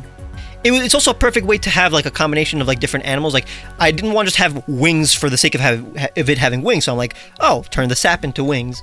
The rock beads aren't really beads; they're just like a collar that eventually can become part of the the wings. At least it looks painted. Originally, again, it was the other reason it was gonna be ghost type is because it was gonna be a Pokemon that can go into dreams, because dreams are very heavily associated with alebrijes. Yeah. Exactly. So I was just gonna make it a ghost type. It could enter the dreams. Because here's the thing, I made like 5 years ago, not 5 years, in 2019. Oh wow, that is 5 years ago. Holy sh! But in the beginning of 2020, right before the pandemic, I did make an alebrije Pokemon, but it was not good. Your mastery of proportions now is much stronger. This was originally going to be a mythical, so like it's crazy how Antonio's like saw that as like a mythical. Hey! In the end, originally it was going to be a mythical where this is like Shaman, where it has a different form, and the other instead of an evolution. It's like different forms. This Is a does different look like a form? mythical. But since we're doing evolutions, it had to be an evolution and not a form, so I kept it in as like a normal Pokemon. Although it's as strong as like an Arcanine, it's not an average Pokemon. You know what it reads to me? Via Piñata. You remember Yeah, that game? exactly. Oh, The yeah. Xbox era? It does. Oh, I see that. That's funny. I loved it. So I'll take the bait. What is Sweet Dreams? They're made of these. They sleep for the maximum amount of turns, 3 turns. That would actually be a really smart idea. Maybe that was what I did, but I don't think I wasn't smart enough Might be back then. busted, but hey, No, that's I can't wait to read the that's for comments. VGC to talk about. That's a really how is that not even already an ability? Pair that with a Mungus, and Yeah, in double battle that would be crazy. As the weather became warm, I made a video where I created a new Fakemon based on the silhouettes of existing Pokemon. Bulbun, the sweet Pokemon, a normal fairy type from Bulldog and Bun. It has the abilities Unaware, Thick Fat, and Aroma Veil. Bulbun sports stoic faces, but are quite affectionate and interested in the attention of their trainer. When they wave their fluffy tail in happiness, sugar crystals fill the air with a sweet scent. The sugar that builds on their body must be brushed off for it to properly move. Wild Bulbun use the sugar crystals that accumulate on them as protection in their fierce territorial battles. Their shiny is just a more strawberry fairy variant. I was so proud of this design, I showed it to all my friends. The fact that it's such a cool Pokemon on its own while sporting the literal silhouette of a Bulbasaur over there in the bottom right is so fun. Crystal, the territory Pokemon from Crystal and Tall, a rock type with the abilities Sturdy, Rock Head, and Clear Body. Crystal are not the fastest. Since it takes them a long time to ready an attack, they will prop themselves up on their tail in order to deter enemy attack. They waddle around and search for gems to eat. They are excellent sniffers and are used by many explorers to hunt for treasure. They launch sharp crystal quills at their opponents. Their shiny is just a different kind of rock. This is another just straight up cohesive Pokemon that could exist outside of the fact that it's a boulder on its side. Like, look at that silhouette, it's hilarious. Pikaspew, the invasive Pokemon, a bug type with the abilities Shield Dust, Sticky Hold, and Hyper Cutter. Pikaspew create a webbing that bunches up and coils like a spring. This dense thread allows it to hang indefinitely from its abdomen. Its sharp claws rip into its foes, and the antennas on its head are actually 2 stingers. With its 4 eyes, Pikaspew's field of vision is incredibly wide. Sneaking up on Pikaspew is not recommended. From a distance, people often mistake it for Pikachu, only to be met with disappointment. Their shiny is more Pikachu-esque. I mean, we have Mimikyu and a bunch of Pikachu clones, so there isn't any reason to have a convergent Pokemon like Pikaspew. Gardevoir, the misleading Pokemon, a water dark type with the abilities Hydration, Adaptability, and Contrary. In ancient times, Gardevoir were considered fortune-telling spirits who could predict rain. In reality, they do not have any precognition and just fooled humanity for centuries in order to be worshipped. Modern Gardevoir are so rarely revered that they have become bitter and luring humans to their watery demise. On foggy nights, they slither onto land, tricking humans who believe them to be Gardevoir, helping humans find their way. That is when Gardevoir strikes. Their shiny is a color palette I also think is pretty. Another banger by Ronstro from True Green 7. This one's kind of funny and is actually genius when you think about the trope of snakes pretending to be humans. Harlucha, the sweeping Pokemon from Harpy, Harlequin, Har, and Lucha because it fights anyone it encounters. A dark ghost type with the ability Levitate. Harlucha float within deep caverns, swooping down to attack those that enter its domain. They laugh uncontrollably as they fight. They do their best to pierce their foes with their sharp abdomen. There is a myth that a curse on Harlucha leaves it unable to touch the ground and rest, thus making it restless and mad. Their shiny is just a darker color palette. Definitely the only one so far that doesn't feel like a Pokemon, but is definitely a successful boss fight in a video game somewhere. Bellicent, the majestic Pokemon from Bella, meaning beautiful, Belle, southern lady, and Magnificent, a grass fairy type with the abilities Leaf Guard, Chlorophyll, and Hustle. Bellicent may look pretty, but they are very blunt and love to battle. They twirl around as they stomp on their opponents. Their giant petal dress makes it difficult for physical attackers to judge whether or not they have fully made contact with their body. Bellicent giggles as it kicks its foe in return. They will begin to wrestle if they are ever in a pinch. Their shiny looks a bit more serious. I think I'm most proud of the literal design of this one. Jellicent is relatively easy to translate into a lady in a dress, but that just means it looks like a natural Pokemon that wasn't made in a silhouette challenge. Then I made part 2 of turning brands into Pokemon, including a neat little Pokemon I designed for the video's sponsor, Shippin'. That's why the Fakemon you see on screen is one I created based on Shippin's logo. I turned it into the trustworthy Shippinch from Shippin and Pinch. Since when it closes its wings, it can turn into a box in order to defend itself. In battle, it will swiftly close its wings to pinch the opponent. They take extra care of any item that their trainer gives them to hold, and Shippinch are used to deliver packages all across the world in a pinch. Pepilicon, the silica Pokemon from Papillon, French for butterfly, and Silicon, a bug rock type with the new ability Glass Shards. When it's hit with a physical move, it scatters shards of rocks everywhere. It's basically toxic debris with Stealth Rock. Pepilicon's wings overlap as they fly, creating a rainbow that follows their path. Their nest is full of shiny stones that are used to power many modern-day devices. In battle, they are able to release stored energy from their antennas. Their sharp wings absorb and disperse all forms of light. Their shiny is a reference to modern Windows logos, where it's just 4 blue squares that make up the window. Honestly, not bad. I was scared it was just going to be a basic butterfly with primary colored wings, but combining the glass and technology elements made it feel like an actual concept that could have been done outside of the context of this video. I mean, it's literally a computer bug. I can't believe I just made that connection. Tweet Trick, the Deceit Pokemon, a dark flying type with the abilities Frisk, Rattled, and the new ability, Retweet. It's just a copy of Opportunist, Espathra's ability that copies its opponent's stat boosts. Not only is Tweetrick stealing the work of other Pokemon's stat boost, but also stealing the whole concept from Espathra. Tweetrick have the ability to reproduce the sounds they hear. They've been used as swift messenger birds for centuries, until it was revealed that they occasionally lie and cannot be trusted. Tweetrick have been the cause of multiple wars in the past. They are incredibly underhanded in battle, and will often mimic the sound of their opponent's trainer calling out unhelpful moves, confusing their foe in the process. Their shiny is just the current X logo color scheme. I think it's crazy to have a Pokemon that confuses its opponents into thinking that their trainer has given them a command. How is that not a thing? Now that I think of it, that should have been what the new ability did. It makes the opponent have a 1 in 10 chance of using the wrong move. But honestly, that would have been broken in competitive, so probably not a good call anyway. Siren, the stimulant Pokemon from Espresso and Siren, a grass fairy type with the abilities Leaf Guard, Sweet Veil, and Harvest. Siren are found in the depths of remote jungles. Their fragrance lures in travelers who are drained from their journey. Siren will offer an energizing beam to those that grovel before it. It will attack those who do not show it respect. It entangles its enemies in its tail roots. It embeds its tails into the ground to absorb enough nutrients in order to instantly grow the beans on its body without utilizing any of its own energy. It has a signature move called Caffeinate. This restores a fourth of its opponent's health, only to harshly lower its attack, special attack, and speed 2 turns later. Is it worth it? I don't know. Let me know if that move would actually be useful in competitive play. Regardless, it's another Pokemon that could exist outside of just being a Starbucks Pokemon. Discold, the chilling Pokemon from Disc, Cold, and Disco.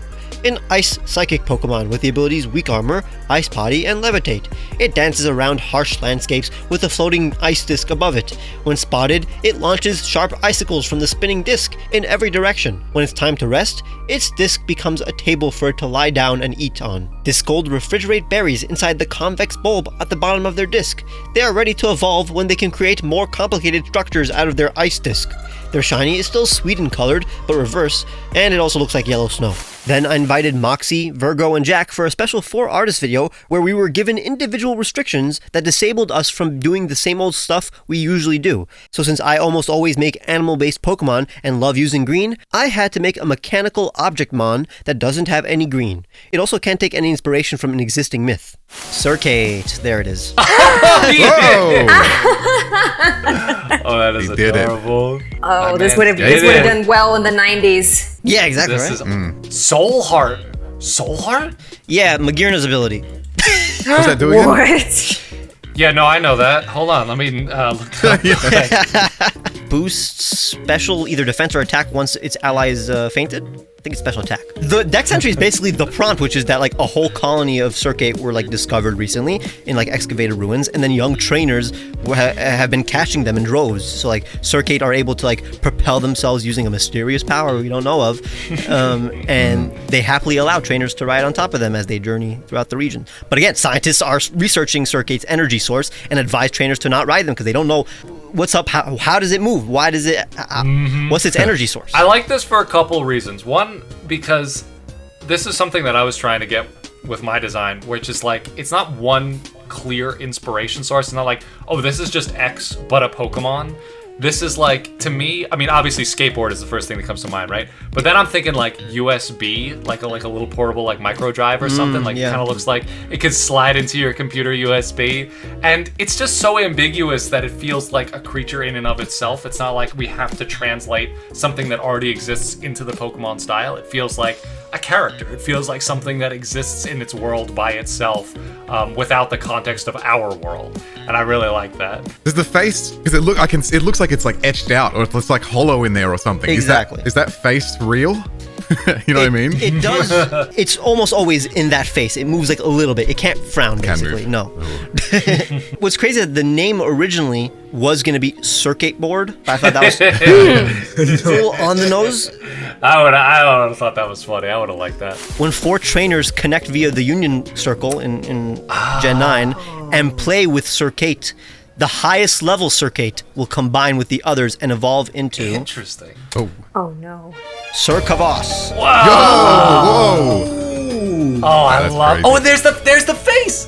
Bunny called it. Yeah, you called it. You called it. You called the I was face. brought to this barbecue Oh yes, That is so sick. That is a good evolution. He cute. Thank you. Yeah, and like, you know, it's so easy to be like, okay, my first form is a skateboard, so my second form should also be skateboard. No, like, just go crazy with it. Like, just use the general inanimate properties of your first form, and then just go crazy with it. Just turn it into a crazy looking golem, and it's awesome. But you know what though? Like, so I still see like the round, like say wheel motifs for the the abdomen. Even the top half reminds me of like a Tony Hawk, like half dome skate like park kind of thing. Like there's still that vibe there. Everything that looks like a wheel does spin. It can spin 360. That's crazy. Nice. Originally, like, this thing is a guardian, basically. So, I mean, its name, it comes from, like, Kavas, I guess, an armed guard in the Ottoman Empire. Even though that was just an afterthought. It's not inspired by that or anything. Yeah, it's too high of a concept to thinking about. That was for the name, not for the concept. They're like ancient sentinels, and they were, like, ridden by royalty and, like, foreign officials. And, like, during wartime, they were, like, retrofitted with the limited power source, which is that sphere in the middle. That's what powers it. But like a group of 4 children can comfortably can ride on top of its head.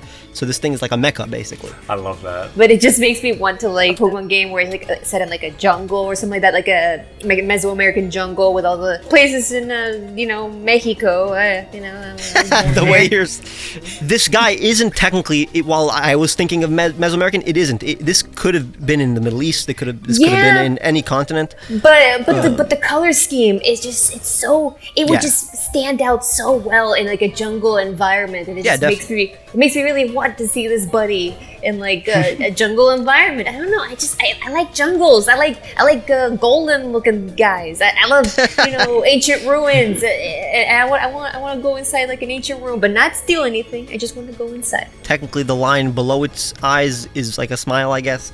But that's, again, that's like a subtle thing. Yeah, and I imagine it rotating too. Pokemon have been a little bit more designed with the animation in mind of course. In the recent generations. And I can really see this thing just spinning on the on the battlefield. Then I started a series of 2 videos where you guys sent me short clips, and I had to turn whichever clips I laughed at into Pokemon. Make sure to check out the full video to understand the inspirations of these 3 Pokemon. Boss Strike, the Hammer Pokemon, a Dragon Steel type with the abilities Rockhead, Sheer Force, and Mold Breaker. Boss Strike take charge of a gang consisting of their pre-evolved forms. They use their hammer heads to control their gang. They are proud of their heads and will often clash with other Boss Strike. The one with the bigger hammer usually wins territorial fights. They produce saliva that quickly hardens outside of their body, which they instantly file into a nail with their teeth and spit out at opponents. In order to find minerals to eat, Boss Strike's gang dig tunnels, and Boss Strike easily pummels any boulders that hinder their path. Boss Strike pounds the gems it eats into a paste before consuming them. Its shiny is simultaneously duller and brighter. It was tough making a bird, dragon, dinosaur hammer, but I feel like there was enough precedent in the Pokemon world for this kind of design that it feels natural in the franchise. I thought I was going to be making a joke Pokemon with the video that I ended up laughing at, but this is definitely a serious new addition to my roster. Coralbull, the hollow Pokemon from Coral and Horrible, a rock-water type with the abilities Weak Armor and Regenerator. Coralbull are belligerent Pokemon who will bully and provoke larger Pokemon who are interfering with the local ecosystem, but will often back down from a fight. They are brittle and hollow. They eject air and water from their arms whenever they must battle, but will eject bubbles or a steady stream in order to escape. They can rotate their head 350 degrees, independently from their lower body. They spend a lot of their time rooted in one place, spinning their head in various directions to monitor their surroundings. While they are hostile to strong Pokemon, they allow smaller Pokemon to rest within their tubes and chambers. If a larger Pokemon happens to square up while a Pokemon is resting on top or within Coralbull, it will promptly apologize so that the small Pokemon within it doesn't get involved.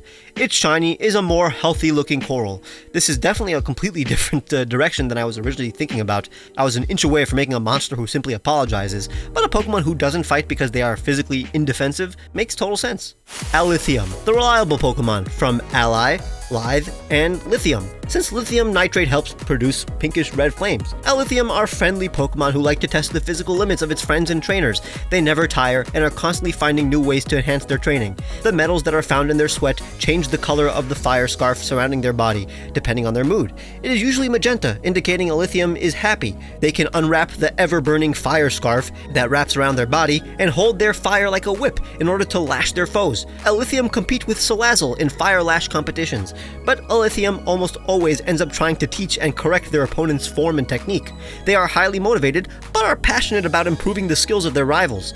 Their shiny showcases a different color of fire, and you bet your bottom dollar I wish this was the normal color scheme. I love how this challenge is basically taking lemons and making lemonade, because I would never in my right mind make a Pokemon with the prompt 3 hours straight and 1 hour gay.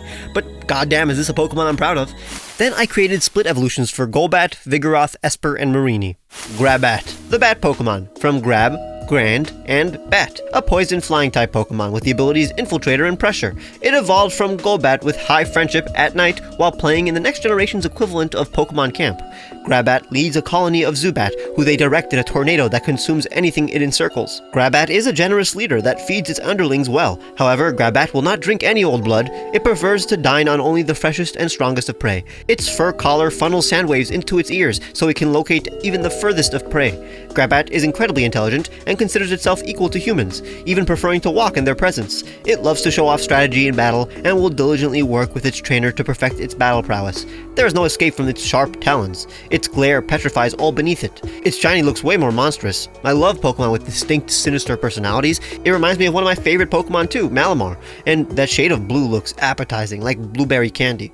Slackqueen, the parental Pokemon, a normal fighting type with the ability Klutz. It evolved from a female Vigoroth after being traded with a male Vigoroth or Slacking while holding a lounge incense. Slackqueen are incredibly powerful, yet use most of their strength to constantly take care of their children. They are astonishingly gentle for their size, but will not hold back if their children are in danger. In battle, they swing their arms using a special form that prevents any damage to their offspring. They climb mountains to give their children beautiful views and experiences. Slacking are known to listen to the commands of Slackqueen. They will retaliate if Slacking plays with Slackoth a bit too roughly. Its shiny is pink. Looks fun. I like the idea of finally being able to fully utilize Slackoth's strength. I mean, despite it having a much lower base stat total than Slacking, it still has legendary level stats, so I gave it a slightly detrimental ability for what is practically a legendary Pokemon you can easily acquire.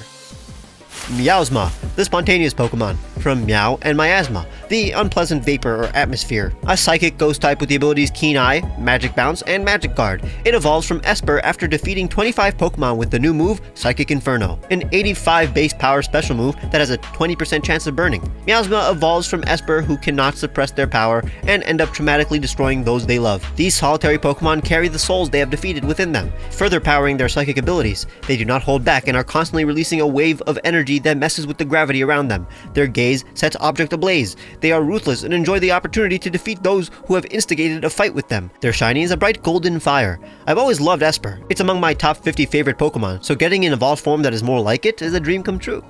Toxempress, the Brutal Star Pokemon, a poison water type with the abilities Merciless, Limber, and Regenerator. It evolves from female Mareanie at level 38 in a region devoid of Corsola. Without any Corsola to feed on, Toxempress had to fight harder for new sources of food that happened to be more nutritious, contributing to its bigger size. It crawls along the shore on its 8 legs. It is a feared hunter. It will chase its prey and even break boulders with its sharp crown to locate its hiding food. It does not enjoy the chase, but it does what must be done when incredibly hungry. It would much rather be fed than hunted. Although it does not show it, Toxempress adores its trainer. Their shiny falls in line with the rest of the family. This is pretty much what I expected Mareanie to evolve into when it was first revealed, or leaked. The contrast between the colors and its personality, or its feminine shape and the deadly appearance, are very striking and make for a great Pokemon. After that, I told you guys about what you guys think makes a Pokemon pretty or ugly, and then created the ugliest and prettiest Pokemon I've ever designed. Baratorn, the opera Pokemon, from Baritone and Torn, a ghost fairy type Pokemon with the new ability Phantom Voice. All sound-based moves this Pokemon uses become ghost type. This rare Pokemon has a powerful voice that can wake the dead. Its appearance is reviled, so it stays away from humans and Pokemon. It lives in sea caves and abandoned buildings. It is very gentle and kind. It will only battle if it must. Its shiny is a combination of Halloween colors and the very unpleasant gradient that became a meme online. I think Baratorn is one of my most cohesive Pokemon, if you think about it. In fact, its lore is kind of incomplete by itself, because the counterpart to this Pokemon is the beautiful mythical Pokemon I'm going to make. Heliolure, the Sunset Pokemon, a fire fairy mythical Pokemon with the ability Drought.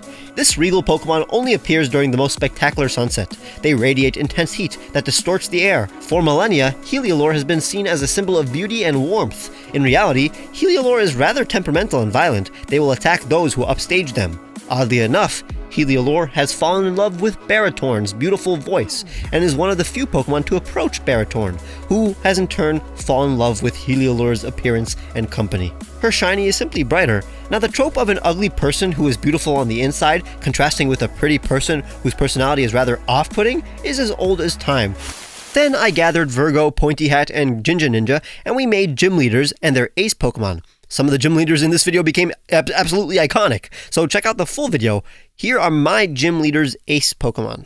So he's like a mentor. What's going on is that there's level scaling in the game. There's actual level scaling, and that significantly affects how Samson interacts with you.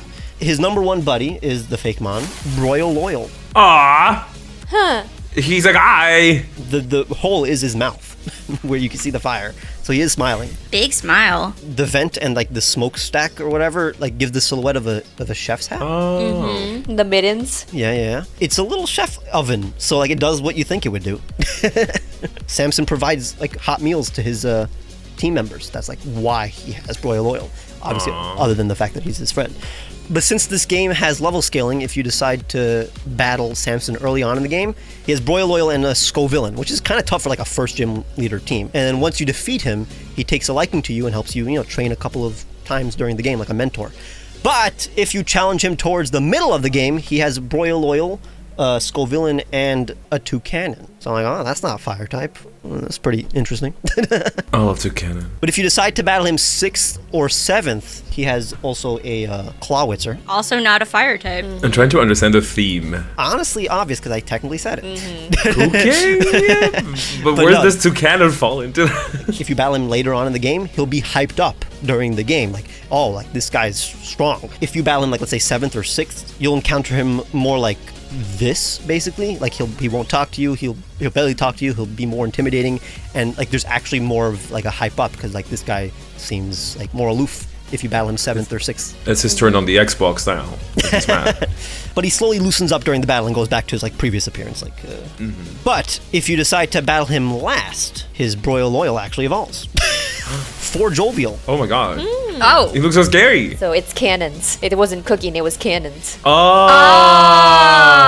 I'm okay. stupid. All right. Yeah, cannons. They're all cannons. They all shoot stuff. I'm the cannon type gym leader. But here's what's funny. He's the leader of Team Heat. They're all heat-based. So Toucanon, that's his signature thing, his beak blast. It becomes hot and then it shoots a blast. Clawitzer is a pistol shrimp. It shoots, pressurized water. That is very hot. So I want in my region to not have like fire or water. I want a theme that could be adjacent to the type. If you battle them in the beginning of the game, it looks like they just have a team of a specific type, but then it fleshes out as you if you battle them later. That's why the For Jovial line actually goes from like an oven to a cannon, because it represents like humanity's evolution of weapons and like their like humanity's propensity to convert what was once innocent, like a cooking fire, into a weapon of destruction, right? Oh. But the point is that Samson is probably the purest of all the team leaders, and therefore he's the only one who wouldn't abuse the power that he wields and is like incredibly responsible. Only if you battle him 8th, when he sends out his final Pokemon, he will finally go all out and actually like show you his face, and like he won't hold back, and just finally has fun. A slight reveal, he's just a guy again. Like I'm sure yours will have way more like fabulous hair and clothes and stuff. No, it looks sick. Then I turned Tyranitar Tube and Game Boy Luke into Pokemon in my 3rd installment of turning Poketubers into Pokemon. But I included the Fakemon I made for that video's sponsor, Mondly, a language learning app.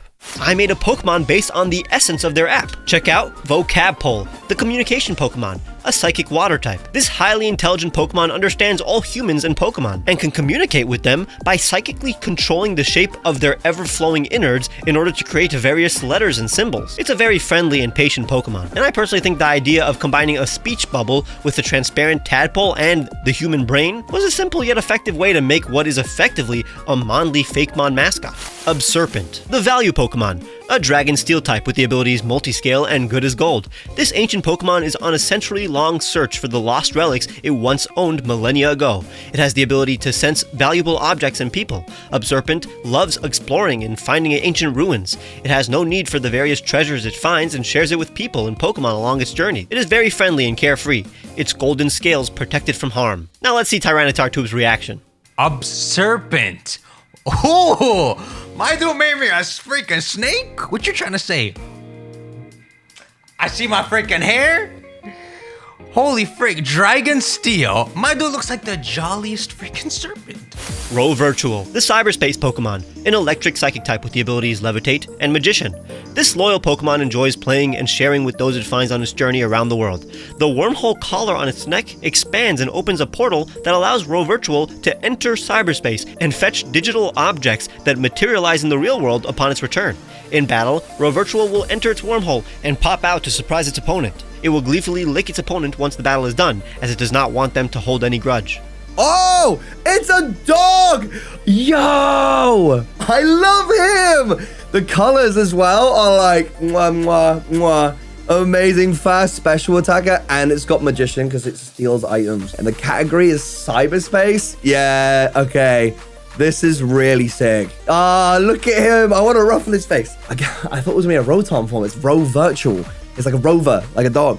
Then I created some Pokemon with randomly generated stats. Pistochka, the modest Pokemon, a pure grass type from the words pistachio and matryoshka. They have the abilities Shell Armor, Wind Rider, and the hidden ability Hustle.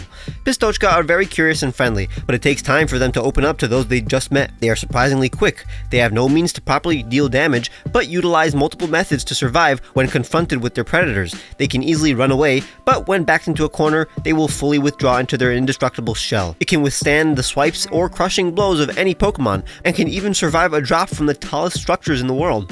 When Pistochka opens their shell, they can glide on the wind.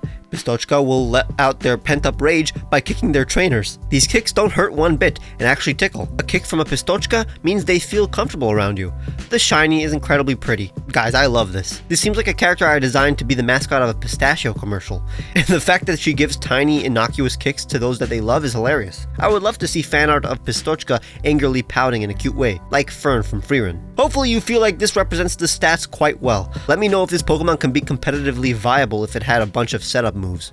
Manowar, the disguised Pokemon, a water poison type, from Man and War since it looks like a man wearing clothes, and Manowar. It has the abilities Water Veil, Liquid Ooze, and Clear Body. Manowar consists of 6 giant single-cell Pokemon who band together to get around. The poison that they ooze fills the water figure they pilot. The water disguise they surround themselves with allows them to walk on land and see the world, but in reality, since their disguise is transparent, they fool no one. Despite their cloak not working, humans play along, and Manowar have fun believing they are tricking those around them.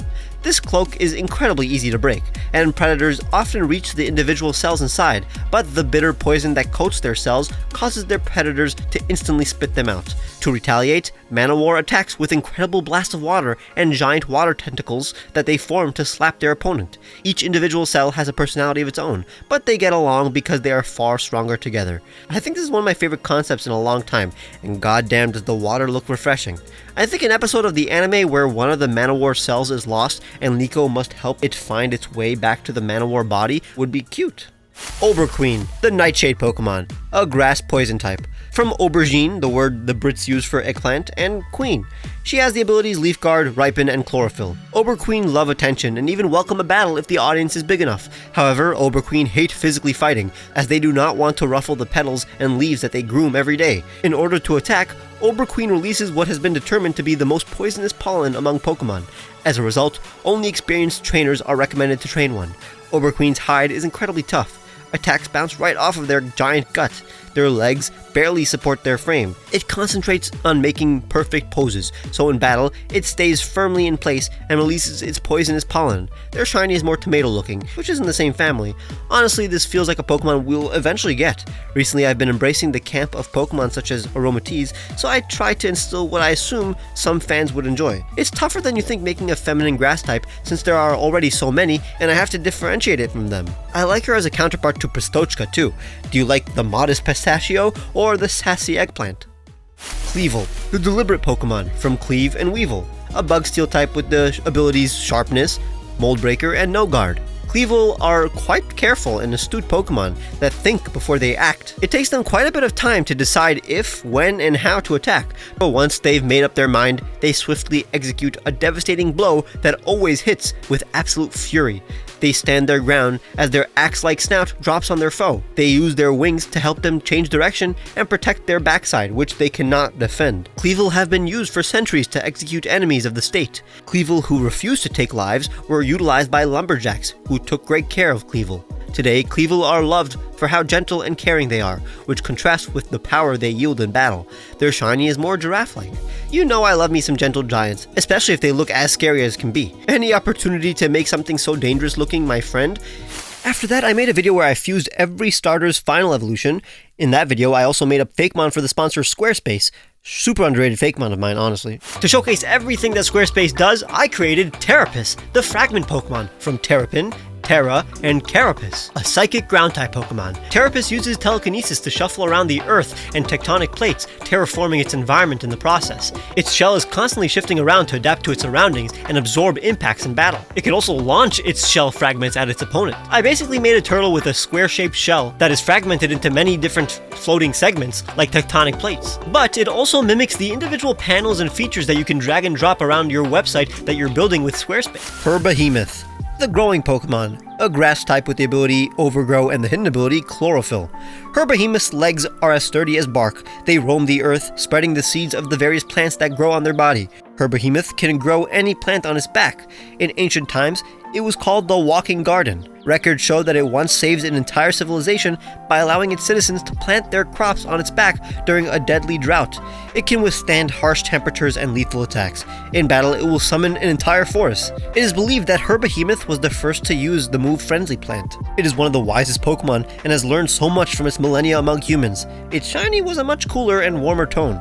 I actually prefer it since it looks more cohesive and less complicated, but it is a nod to the many similarly shaded grass-type shinies. This is way more successful than the legendary Pokemon fusions I did, probably because I combined 9 Pokemon instead of 30. It really feels like I'm making a new Fakemon instead of just a fusion.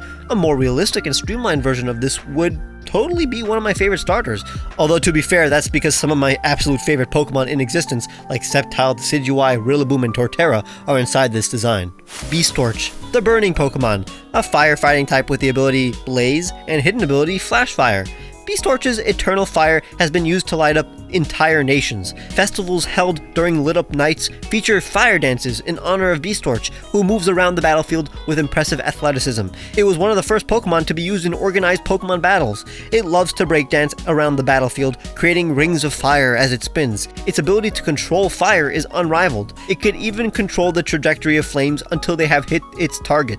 Its sentient fire is believed to have the soul and spirit of Beastorch itself. Beastorch can extinguish all of the fire it creates with the swat of its stick. Its magenta shiny emulates the various Firestarter shinies that look relatively similar. I love how cohesive these are turning out. Yeah, it's over-designed for a starter, but for a legendary, it's pretty appropriate design. It looks so passionate and fancy. Just from the colors alone, I can tell that this is a fusion of all starter Pokemon. Dude looks like an ancient fire deity. Entitide, the wave Pokemon, a water type with the abilities Torrent and Moxie. By now you'll notice that all 3 of these Fakemon's names are a combo of words for monsters and their respective element. Entitide are regal Pokemon who justly rule the oceans. There is no Pokemon more adept at swimming. They greet every Pokemon as they make their way to shore. It constantly saves humans from drowning, but will summon terrifying waves if its beloved shores become polluted. It can suck the moisture out of its surroundings to attack and dehydrate its opponents. Entitide swiftly doles out justice to those who harm its subjects and realm. I think this perfectly embodies the design and even personalities of all the water-type final evolutions I know. A real manifestation of the ocean, and with such a constrained color palette, it's the least over-designed of the bunch. It's actually cool that they even look good together, like they're an actual trio of starters. Then I made 4 artists create evolved forms for my Pokemon number 3. Was it obviously unicorn-like? I think you made it obvious. We were just not like smart enough to pick up on it. Yeah, we didn't. I feel like it was obviously equine. I don't know about unicorn. Here's the thing, it's not. What? Okay. We've been baited. You've been gaslighting us? It's because that's the whole point of these. You can't debate us if we're not smart enough to pick up on the hints. It works in both ways, because it's like, if you know what it is, you're not gonna do it. If you don't know what it is, you're not gonna do it. So all of yours were pretty slender. Oh, we got a chunky boy coming up. A little chunky. Oh lord, he coming? Those are not the legs of a horse. It's a 2-toed ungulate. Yeah, I did notice. It did have like some chunkier features. Because again, Runicorn is not a unicorn. It's actually a baby rhinoceros. Oh my god. Oh, okay. Oh no. So the horn still makes sense. Okay, that's fine. Yeah, it's based on the whole there's centuries of like relating those two things, unicorns and rhinoceroses. You know, people from Europe going to Asia thinking that rhinos are just unicorns and vice versa, and every Asian country having their own kind of unicorn. Like I thought one of you guys were gonna do a Kirin. Skynix almost did one. Almost. I did basically the Persian unicorn, which is the Karkadon, which is just a rhino. So it's just a chunky unicorn. I love me some like scary fairy types or like more like masculine fairy types. Always like just it's a cool contrast. I love it. I got you. I didn't because you guys didn't know it was a unicorn. I got us. No.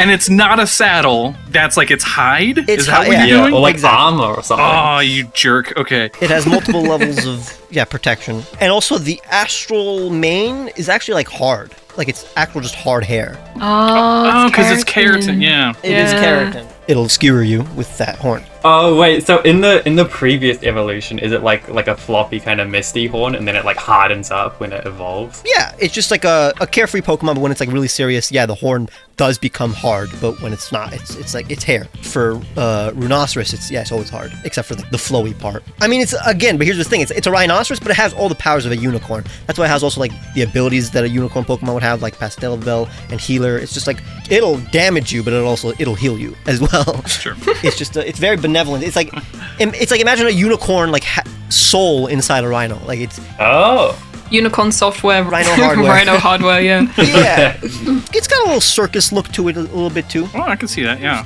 I do see that, dude. I'd love to see a Pokemon like that in like a circus or something. That'd be cool. And circus related, can I write it? This one you can. Yeah. Okay. Let's go. All the ones. Erickson is based on two things. Honestly, it's based on multiple things that are combined. First, the sailing stones. Oh, yeah. So, in real life, these things move because ice below them melts. So originally it was going to turn into like a rock ice type. But I'm like, if this is a real Pokemon, it can move on its own. The other thing that it's based on is Leaf Erickson. Yeah, boy! I love the name. Guys, I'm not caught up on my Leaf Erickson lore. Who is this man? Guy doesn't celebrate Leaf Erickson Day. Hinga dinga durg. I'm so sorry. Oh, and this guy also doesn't watch Vinland Saga, I guess. Nah, I watched Vinland Saga, by the way. I need to talk to you about it. Oh, awesome.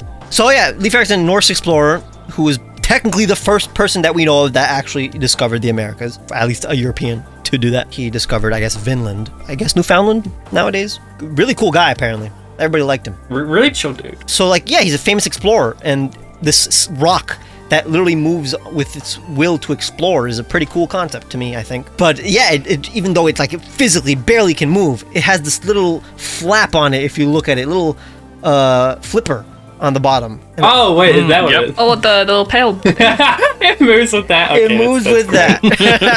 Oh my goodness. So you can imagine the motion and like the sound that goes.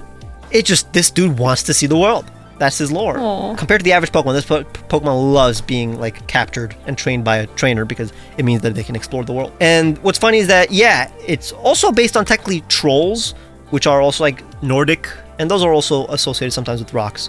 But that's also like, I guess, where the nose came from. The pointy head, that was a last minute addition because I wanted you guys to like have something extra to like just utilize if you wanted to. It's another unicorn Pokemon.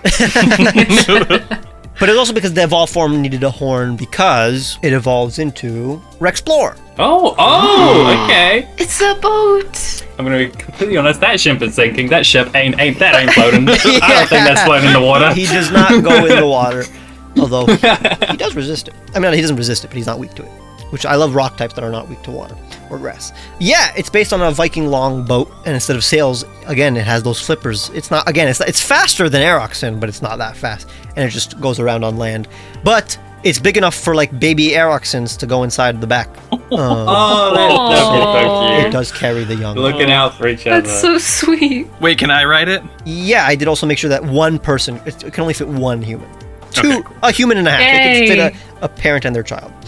Is this thing fast, or is it still just like is. barely moving across the ground? It's moving like 5 miles per hour. Let's go. While like Ericsson moves like half a mile per hour, which is faster than the average rock. Even with the rock typing, it is still weak to ice, but with that ability northbound, since this Pokemon lives in the north, and also it travels northwards. Like it wants to go to the icy places. It is not weak to ice. As October crept in, I made 4 Pokemon based on creepypastas, SCPs, and internet horror characters, but I also included the 2 Pokemon I made for Raycon. That's why I went ahead and designed Orcarina, the frequency Pokemon, a water rock type. This Pokemon's tough hide can glisten in a plethora of colors. It produces marvelous music from its multiple blowholes. It can crush a battleship with a discordant cacophony. I love how its general shape and multiple colors are like 100% inspired by the new everyday earbuds. That's why I went ahead and designed Reverbeach, the frequency Pokemon. This Pokemon has full mastery over sound waves. It can incapacitate an entire fleet with one sonic blast. Reverbeach can hear each other's messages from anywhere in the world, and their indestructible hides allow them to live in any climate. While Orcarina was inspired by the everyday earbud's stylish colors and sound capabilities, Reverbeach is inspired by their multiple sound settings, like awareness mode, and the fact that everyday earbuds are weatherproof. Slenderange, the devious Pokemon, from Slender and Deranged, a dark psychic type with the abilities Levitate, Pressure, and Infiltrator. These rare Pokemon are difficult to spot. They can turn their entire body translucent, allowing them to hide in plain sight. Once they creep up to their prey, Slenderange emits psychic waves that tranquilize those around it. It then comes out of hiding, revealing its true form and clasping the hands of its victims, who willingly follow it back to the forest. What looks like a human head is in fact Slenderange's brain. Its suction cups illuminate its surroundings and disrupt digital signals. The bug and fairy Pokemon in its natural habitat often intervene when they spot Slenderange dragging its soon-to-be victim. Slenderange is considered one of the few Pokemon to be truly evil. Its shiny is closer to the original color palette I wanted to give it, which mimics the look of a sepia tone photograph. I'm glad I was able to find a way to make a Slenderman Pokemon without just drawing a literal Slenderman and calling it a day. The lighting is also super cool. Frequency, the noise Pokemon, a ghost, normal type with the new ability High Note, which gives a 30% chance of confusion to any sound-based move it uses. Frequency are Pokemon native to Kanto's Lavender Town.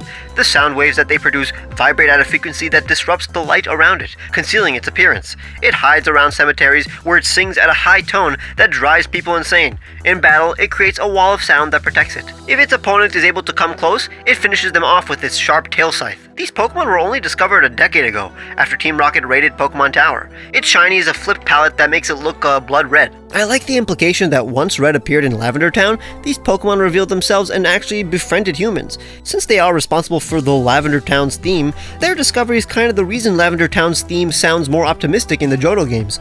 I think this successfully looks like a Gen 2 Pokemon that would have totally been expanded upon once you return to Kanto in a Gold and Silver postgame. Cute Pokemon with morbid lore are super popular, so I think this is a win.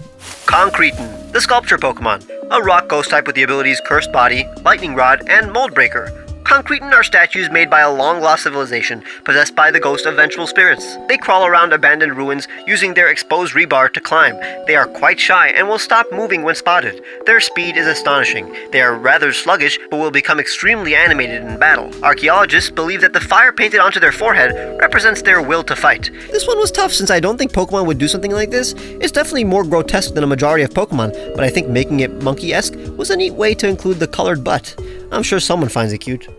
Narcissiren, the bell Pokemon, from Narcissus, the narcissistic mythological character, and the flower named after him, as well as Siren, a grass fairy type. Narcissirens skip through forests and fields singing their song. The range of their voice is incredibly wide. Their two heads always harmonize with each other, and when they argue, their melodies are discordant. In battle, they let out all sorts of frequencies that mess with their opponent's balance and even perception.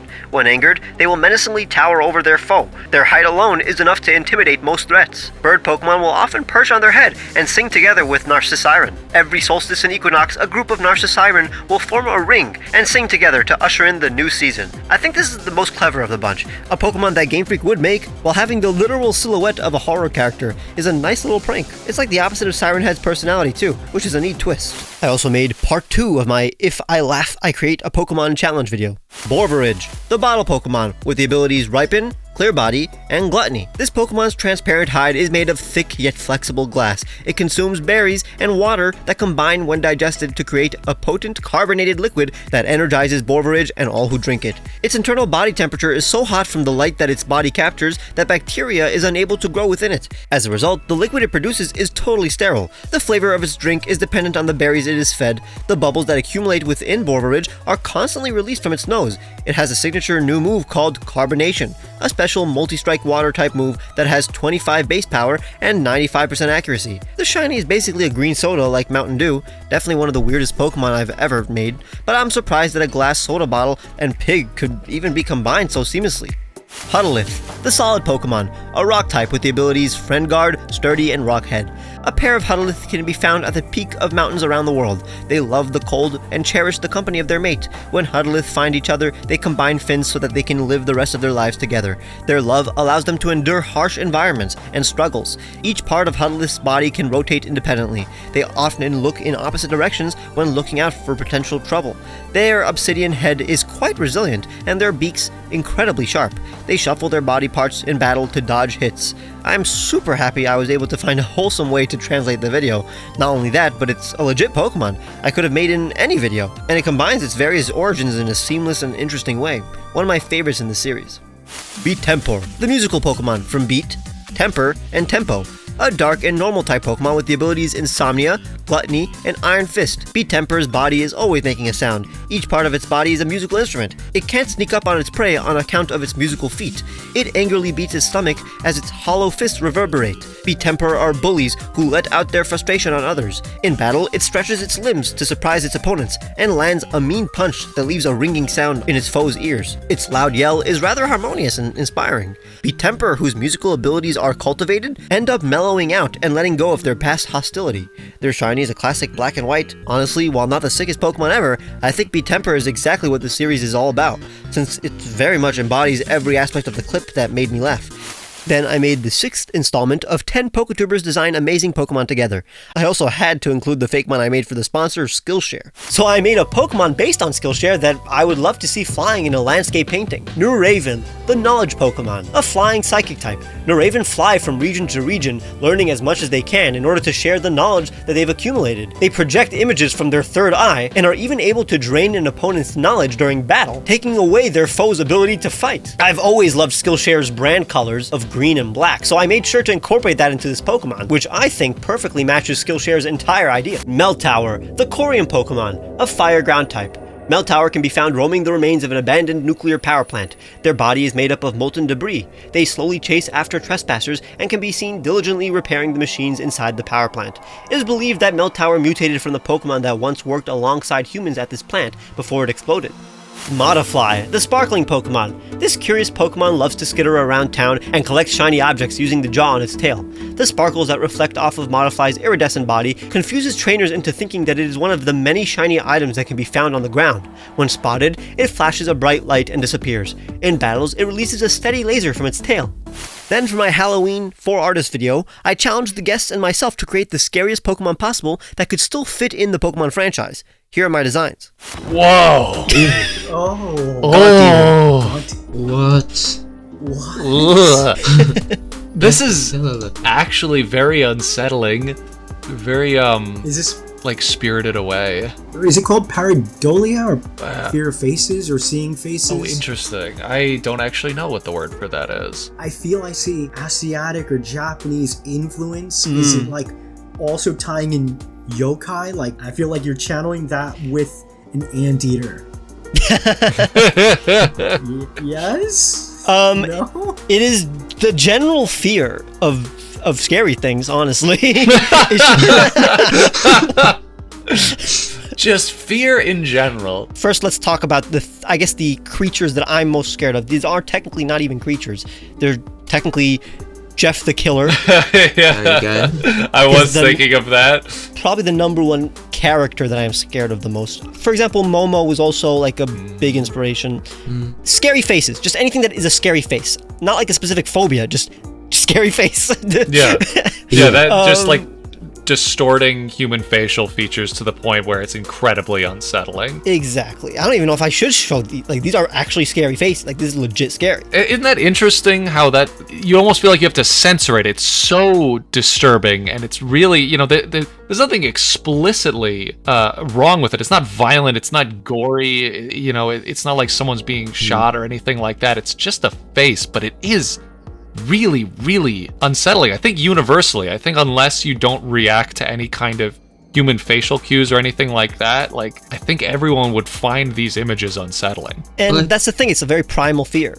I think it's the slight kind of editing of humanity, right? Like just like tiny tweaks that make it unsettling. And I think that's probably going to be a constant between a lot of our designs today. True. It's the tiny things. It's too close to what we are, but something's off, you know? I'll show you some betas, because again, that's the thing. It's like you start off with just a scary little gremlin. You're like, obviously this is not a Pokemon, but I need to hone in on what is scary to me in drawing form. So then I went full on just scary creature that can't be a Pokemon.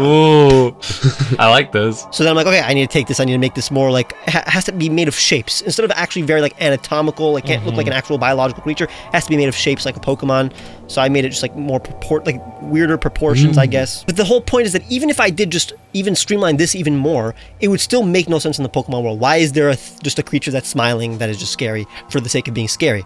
It has to be scary for a reason. Then once I made Gaunt Eater, the whole point is that it's just an anteater. I like this rendering. And that was like by mistake. You see that how it has like a little nose there on the chin? Yeah, the shape of the face, yeah. The nose was like a last minute addition. Originally it was just gonna be this scary creature, but then I'm like, wait, the chin really does look like the shape of an anteater. So I made it an actual anteater. And that was before I even added the patterns on the legs, because then I realized, when it started to look like an anteater, I realized that, wait a second, anteaters do have, at least some of them, these patterns on their hands that make it look like they have another face on their hands. Yeah, it almost looks like they have a giant mouth going all the way down the front of their body, too.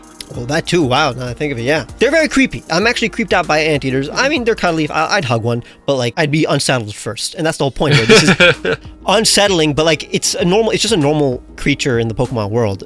Like, you could hug it, it'll be fine with you. It is a ghost normal type. The whole point is that it like sniffs out targets by like smelling their souls. And it could like, also it's like a sleuth, so it could smell basically the past and the future. It could smell ghosts. It's like Decidueye, where it's not actually a ghost, but it has mastery over spectral powers and stuff like that. Yeah. And then it could even like slash your soul out of you.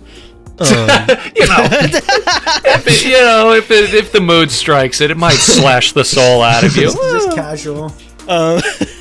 But the number one thing I guess that it needs to be explained is the ability terminal target, and it just basically boosts accuracy every hit. So every hit you land, the better your accuracy is. Interesting. Big enough to be freaky. Yeah, it's big enough where if you saw it moving at you, you would certainly be unsettled, even if it didn't have any intention of hurting you. Here's Tinvader. Oh, this is... I really like this one. I like this a lot. Yeah, it's a Jack design, I guess. Yeah, I like this a lot. I immediately see Claydol, like, So yeah, I know Claydol that's is the your... Pokemon I'm most afraid of. Exactly, yeah. Understandable. Originally, there was going to be a lot of holes. It was going to be a bit trypophobia. But I thought like the eyes were enough. And again, other than Spidops, who is kind of humanoid, no spider Pokemon has 8 legs. That's why when like Bonnie gave us his spider Pokemon, I wasn't that scared of it until I saw the size. This guy's pretty big too. If you're not afraid of spiders, at least you'd maybe be afraid of the size. Right. There are things that are way bigger than this, but this megalophobia isn't about the size. It's about like the surprising size of something. I guess the number one thing that I'm afraid of in terms of megalophobia is vessels. And that's why this thing is technically based on a spaceship. It's based on the tripods from World of the Worlds. Combine that with a spider. And it's this alien-friendly invader that... Again, if you hung out with it, he's a cool guy, but he doesn't understand. He's chill. He doesn't understand humanity, though. He doesn't understand like Earth. Cute though. I do love him. And I think it's important that I want to stress this to the viewers. The idea is the concepts and whatnot can be scary to one person, and then still register and be scary. But then I can look at it and be like, I understand why it's scary, but I don't see it like that. Like I want to catch this guy and put him on my team. Yeah. Like. Somebody's one man's scary. Yes, somebody's gonna look at this and like turn away, and they're like, "I just can't look at those legs." The eyes are like freaking me out. I must turn away. And me, I'm like, "Oh, I like this green. I like the legs. I think it's got like this cute smile going on." Like first, I did not like look at any reference of a spider. I couldn't. I'm not gonna do that. That would be dumb. So this is freehand. But also like the legs don't come out of where the legs of a spider would be, because I'm not looking at it. It comes out of the mouth basically. It comes out of the face. That makes it feel more alien. It streamlines what I'm afraid of spider, because again, the anatomy of a spider is just one segment away from being an insect, one pair of legs away from being an insect, right? So it's just like I'm not afraid of insects at all. Obviously, if there's one on me like randomly, then yeah, I'll be annoyed. But like, you'll scream at the top of your lungs and run away. You'll set yourself on fire to make sure it like for example, if there's an ant in my room, it's not the end of the day, you know. But if there's a spider in the room, even if I killed it, it ruins my day. Interesting. Wow. You can anthropomorphize like a jumping spider, like one of those like cute, tiny spiders. You cannot do that with like long legs. Yeah, there's nothing human about them. Right. Exactly, but it just doesn't have any soul to me. So it's the same thing where it's like Tinvader is just powered by hydraulics. It doesn't have bones. It's just like, I mean, it has an exoskeleton, but it's steel. It's made of steel, and it's relatively hollow inside. It walks by signals, by like electrical impulses, and that's why also its hidden ability is mixed signals, which is nice. So it's a weird guy. It's basically that ability is basically moody. So like every turn, its stats just change, go up and down. Because again, mixed signals, I love that. After that, I finally did the old Pokemon trend of taking two similar Pokemon and creating crossbreeds. Keep in mind, they aren't fusions, but rather one of the two Pokemon with the traits of the other. Tropical Arboliva, a pure grass type with the abilities Seed Sower, Queenly Majesty, and Harvest. This kind of Arboliva is very compassionate yet merciless in battle. They launch their oils at opponents to blind them and instantly follow up with a kick to the face. They are more outgoing than the more refined Arboliva one can find, in Paldea. Far less modest, they proudly show off their beauty. Tropical Arboliva's fruit is far sweeter than those found in Paldea too. Majestic Dragonite, a dragon water type with the abilities Marvel Scale and Multiscale.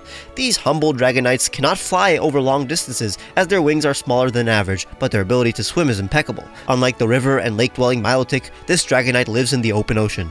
Other Dragonites are jealous of its beauty, so it lives alone, but despite its ostracization, it is quite compassionate. No Pokemon has such an immense combination of beauty and power. Sweet Glalie, an ice type with Ice Body, Inner Focus, and Moody. This type of Glalie is surprisingly kind. It lives among a pack of Vanilluxe. Its ice armor is softer to the touch, but its much more passionate heart allows it to battle for much longer, as it will bond with a trainer more easily than the average Glalie. It expels fresh snow from its horns for children to play with.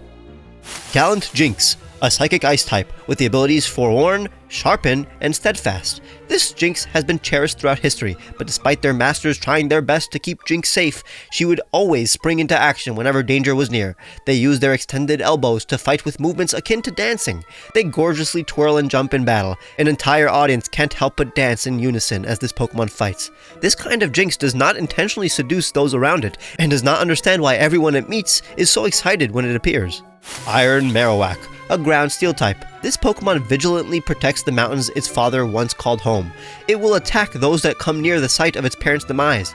The oversized skull of its father never properly fused with its head, making it quite challenging for Marowak to move around. Its hide is covered in armor that it inherited from its father. The loss of both parents makes it tough for this species of Marowak to overcome its grief. Sinister Reuniclus, a psychic poison type. The gas that built up inside this Reuniclus's membrane makes it act a bit more erratic. It punches foes with its arms and injects poison. It is far too playful and rarely takes battle seriously. It will only focus on taking down its foe if its trainer eggs him on, or if it has a personal grudge against its opponent. Shinobi Ribombee, a bug fairy type with the abilities Shield Dust, Sticky Hold, and Unburden. This elusive Ribombee uses its pollen puffs to power up its abilities. It wraps up ribbons of pollen around its body to make a protective shield. It is incredibly attuned to its surroundings, able to predict the weather and its hiding predators. It dodges opponents with blinding speed, and retaliates with a signature Pollen Shuriken. It is the only kind of Ribombee known to actually adore the rain. Slimy Salazzle, a poison dragon type with the abilities Corrosion and Gooey. This Salazzle does not create a harem and prefers a monogamous relationship with its one true love. Its poison gets trapped within the mucus that it produces, so its gases do not diffuse. This Salazzle must launch its slime in order to deliver its noxious toxins. It is quite bashful and does not want to stick out. It's the friendliest Salazzle one can find, and many trainers appreciate its gentle nature. Many male Salandit prefer the presence of this much more kind Salazzle. It gets picked on by jealous Salazzle, but easily intimidates them with its larger size whenever it has had enough of their bullying. Male Salandit will come to the defense of this Salazzle, only to be surprised by Slimy Salazzle's ability to take care of its bullies alone. Warrior Xatu, a flying psychic type with the abilities Synchronize, Sheer Force, and Defiant. As the offspring of the wisest Xatu and bravest Braviary, this Xatu has inherited the best traits of both its parents. Unlike most Xatu, this one is incredibly decisive and uses its future sight to win battle after battle. It has much to prove and is constantly under pressure to fill the massive shoes of its respected parents. Since it never gets hit, it does not receive any scars, which are usually respected among Braviary. However, it gains the respect of its Braviary cousins by leading them into battle and devising incredibly successful strategies. Big-hearted Zoroark, a dark normal type. Ever since birth, despite its loyalty and incredibly kind heart, this Pokemon has struggled with the instinct to use its illusions for trickery. It loves to fool others, but feels bad once its tricks cause emotional distress. Many big-hearted Zoroark have learned how to use their powers for good, projecting comforting illusions to those caught in disasters. It would never harm a trainer and will instinctively guide a lost child back home. Then I finally took a crack at turning superheroes into Pokemon. Webrave, the friendly Pokemon, a bug fighting type with the signature ability Spider Sense. This ability boosts Webrave's evasion by 1 stage upon entering battle. This amiable Pokemon prefers to live in urban locations. It swings from building to building, saving those that need its help. It often frightens townspeople who are surprised when it appears. Webrave is extremely agile and will consecutively punch its opponents while shooting webbing from its palm to restrict its foes' movements. It is able to sense the actions of others around it, so landing a blow on Webrave is difficult. The microscopic hairs all over Webrave allow it to stick to any surface. The shiny is modeled after Spider-Man's symbiote suit. This one is extremely on the nose, but that shows how good of a source material Spider-Man is. I'm sure Webrave has most of the appeal Spidey does too.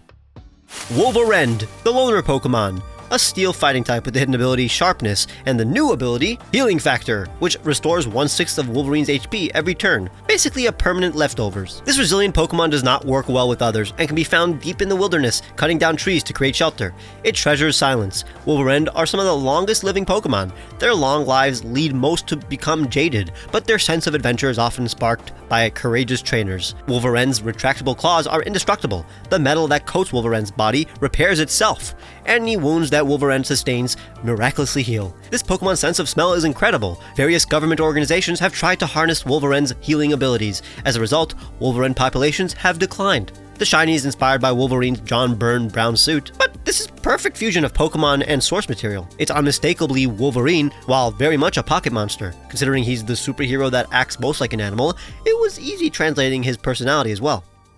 Superl, the Uber Pokemon, a steel fairy type with the new ability, Impervious. This ability neutralizes its weaknesses to ground and fire, while increasing damage from fairy and psychic moves, considering magic is one of the few things that Superman cannot withstand. This ability basically neutralizes its 2 weaknesses, but also does away with 2 of its resistances to make it fair. Superl is covered in steel and diamond. It cannot be worn down physically. It is fast for its weight, and even kinder than it is indestructible. Superl are incredibly humble, and are a beacon of hope.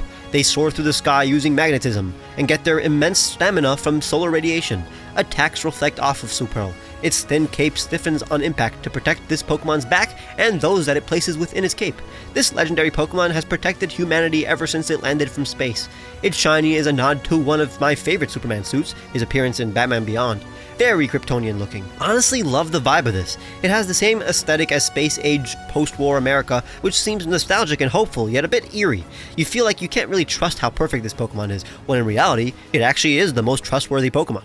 Scout Stellarize, the solar Pokemon, a fire psychic type with the ability Levitate. Stellarize fly in the night sky, hoping to bring a bright flame to dark areas. Stellarize's burning hair propels her indefinitely. It burns low when she is asleep. Stellarize produce bright green energy from their hands, which they use in bursts during battle. They fuel their hair with wood cut down using their energy blasts. They are able to understand human speech, but often misinterpret their words. Stellarize will burn white when angry, summoning the energy of the sun.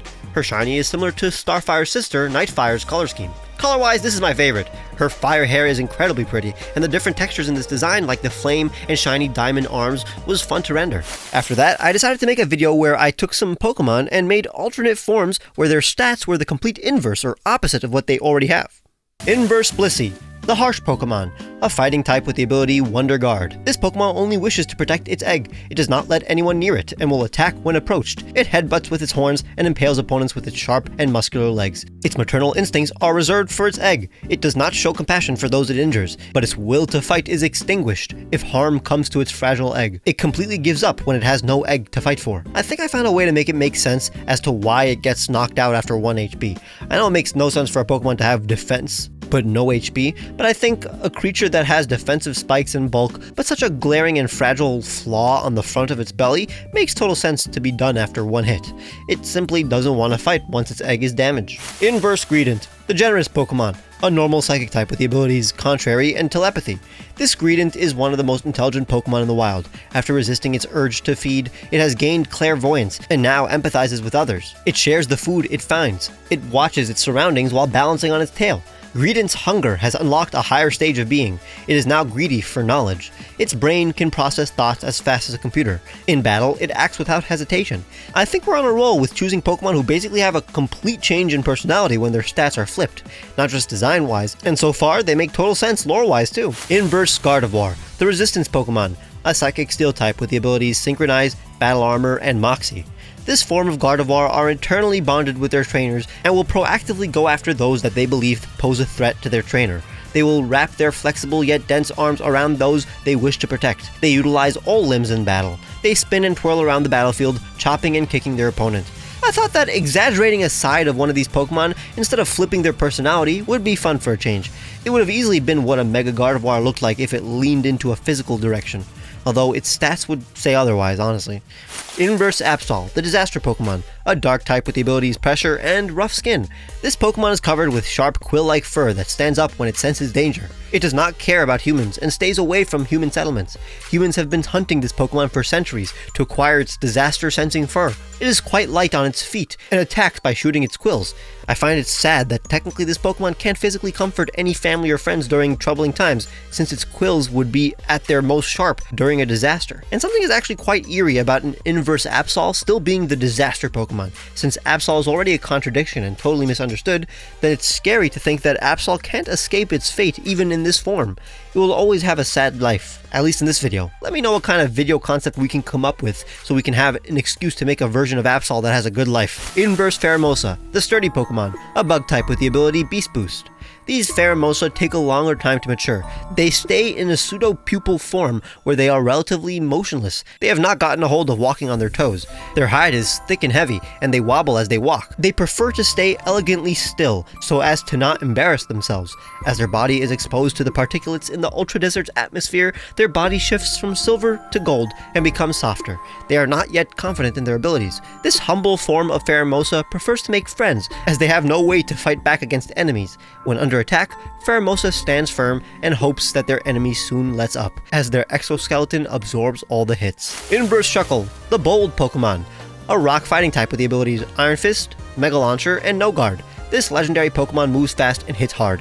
It mixes berries that it ferments in its fists and drinks the juice it creates to boost its performance. It launches its juice with astonishing accuracy and punches its foes with rock-hard fists. Its slender and slippery body allows it to dodge and weave around the battlefield. However, its body is so tender and frail that a blow to Shuckle's gut can be devastating. It has a signature move called Berry Blast, a 100 base power special move that changes type depending on the berry Shuckle is holding. It's a normal type without any berries held. Kinda one of my favorite creations, honestly.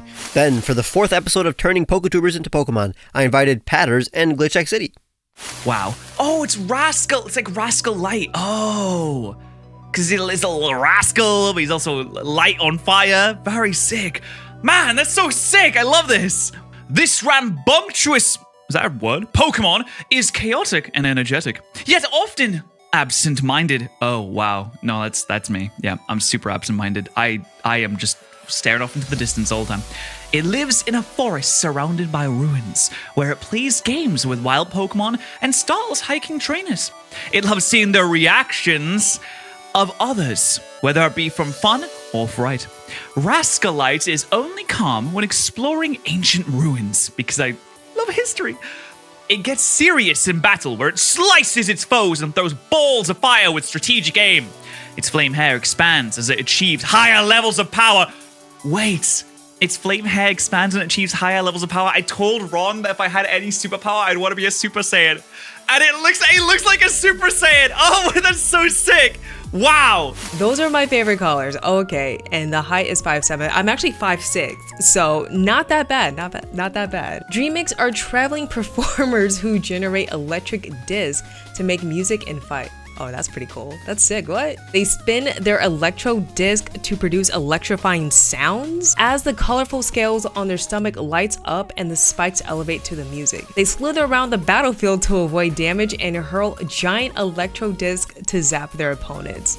The cheer of an audience amplifies their performance. Their signature ability boosts the power of sound-based moves like punk rock does. Heck yeah, that's my favorite genre of music. Their signature move, Electro Disc, is a special multi-strike move that does 40 damage twice and has a 20% chance of paralysis each hit. So that's like what is it called? It's like Dragon Darts but electric.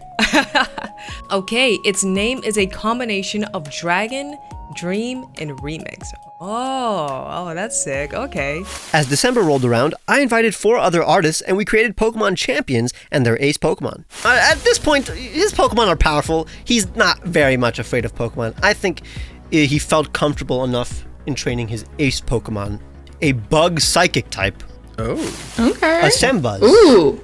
Whoa. Oh. So there's multiple little dudes. The Hive Pokemon, exactly. Oh, that's sick. Their arms are actually their pre-evolved forms. They're I see your Common Rider. Oh my god, it's the Megazord. We have a superhero character. We gotta give him a superhero Pokemon.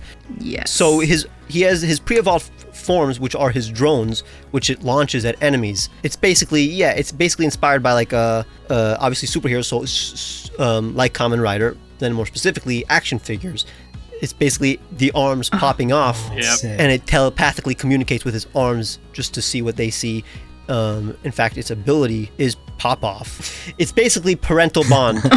Yeah, I'm popping off right now. That's awesome. It's a great concept. It lands completely. The ace makes a ton of sense. As I was saying earlier, the name's fire, color is fire. And finally, I made a video where I created 2 Prevos, showed it to you guys, and then hundreds of artists submitted what they thought would be their evolved forms. So number 1 is Blanchette by Bielsa Art 3. When I showed this to my other artist judges, it was their instant favorite, and after much deliberation, I agree. When I asked my viewers to design Fakemon for a contest, I simply have to pick the best designed Pokemon, and I think this is it. There were many submissions with concepts I loved, but they didn't quite execute their ideas perfectly. And there were amazing designs with tame concepts. But Bielsa Art 3 had a stupendous idea with the skills to bring it to life. And to honor the winner, I will finally name the Prevo, so that it falls in line with this evolved form's name. I dubbed the Numblank, which evolves when traded with a winter coat into Blanchette. But my absolute favorite, and the official evolved form of Bluffin, is Chartrick by Dadrake95. Everybody who saw this instantly knew it was going to be number 1. It is the perfect balance of everything that makes for a perfect Fakemon, but also a perfect submission, for this contest at least. It is clearly an evolved form of Bluffin while expanding on it in every single way, with the right amount of oomph I'm looking for. I'm honored to make this the official evolved form of my humble little shark. 11 out of 10. Thank you guys so much for even making it this far. I'm very grateful for all the opportunities I had to experiment with a bunch of formats this year. Keep in mind that there were plenty of videos that weren't covered in this video, either because they weren't Fakemon related, or that the Fakemon that were made in those videos weren't named. So skim through the channel if you like. I'll continue to evolve next year as well. See ya!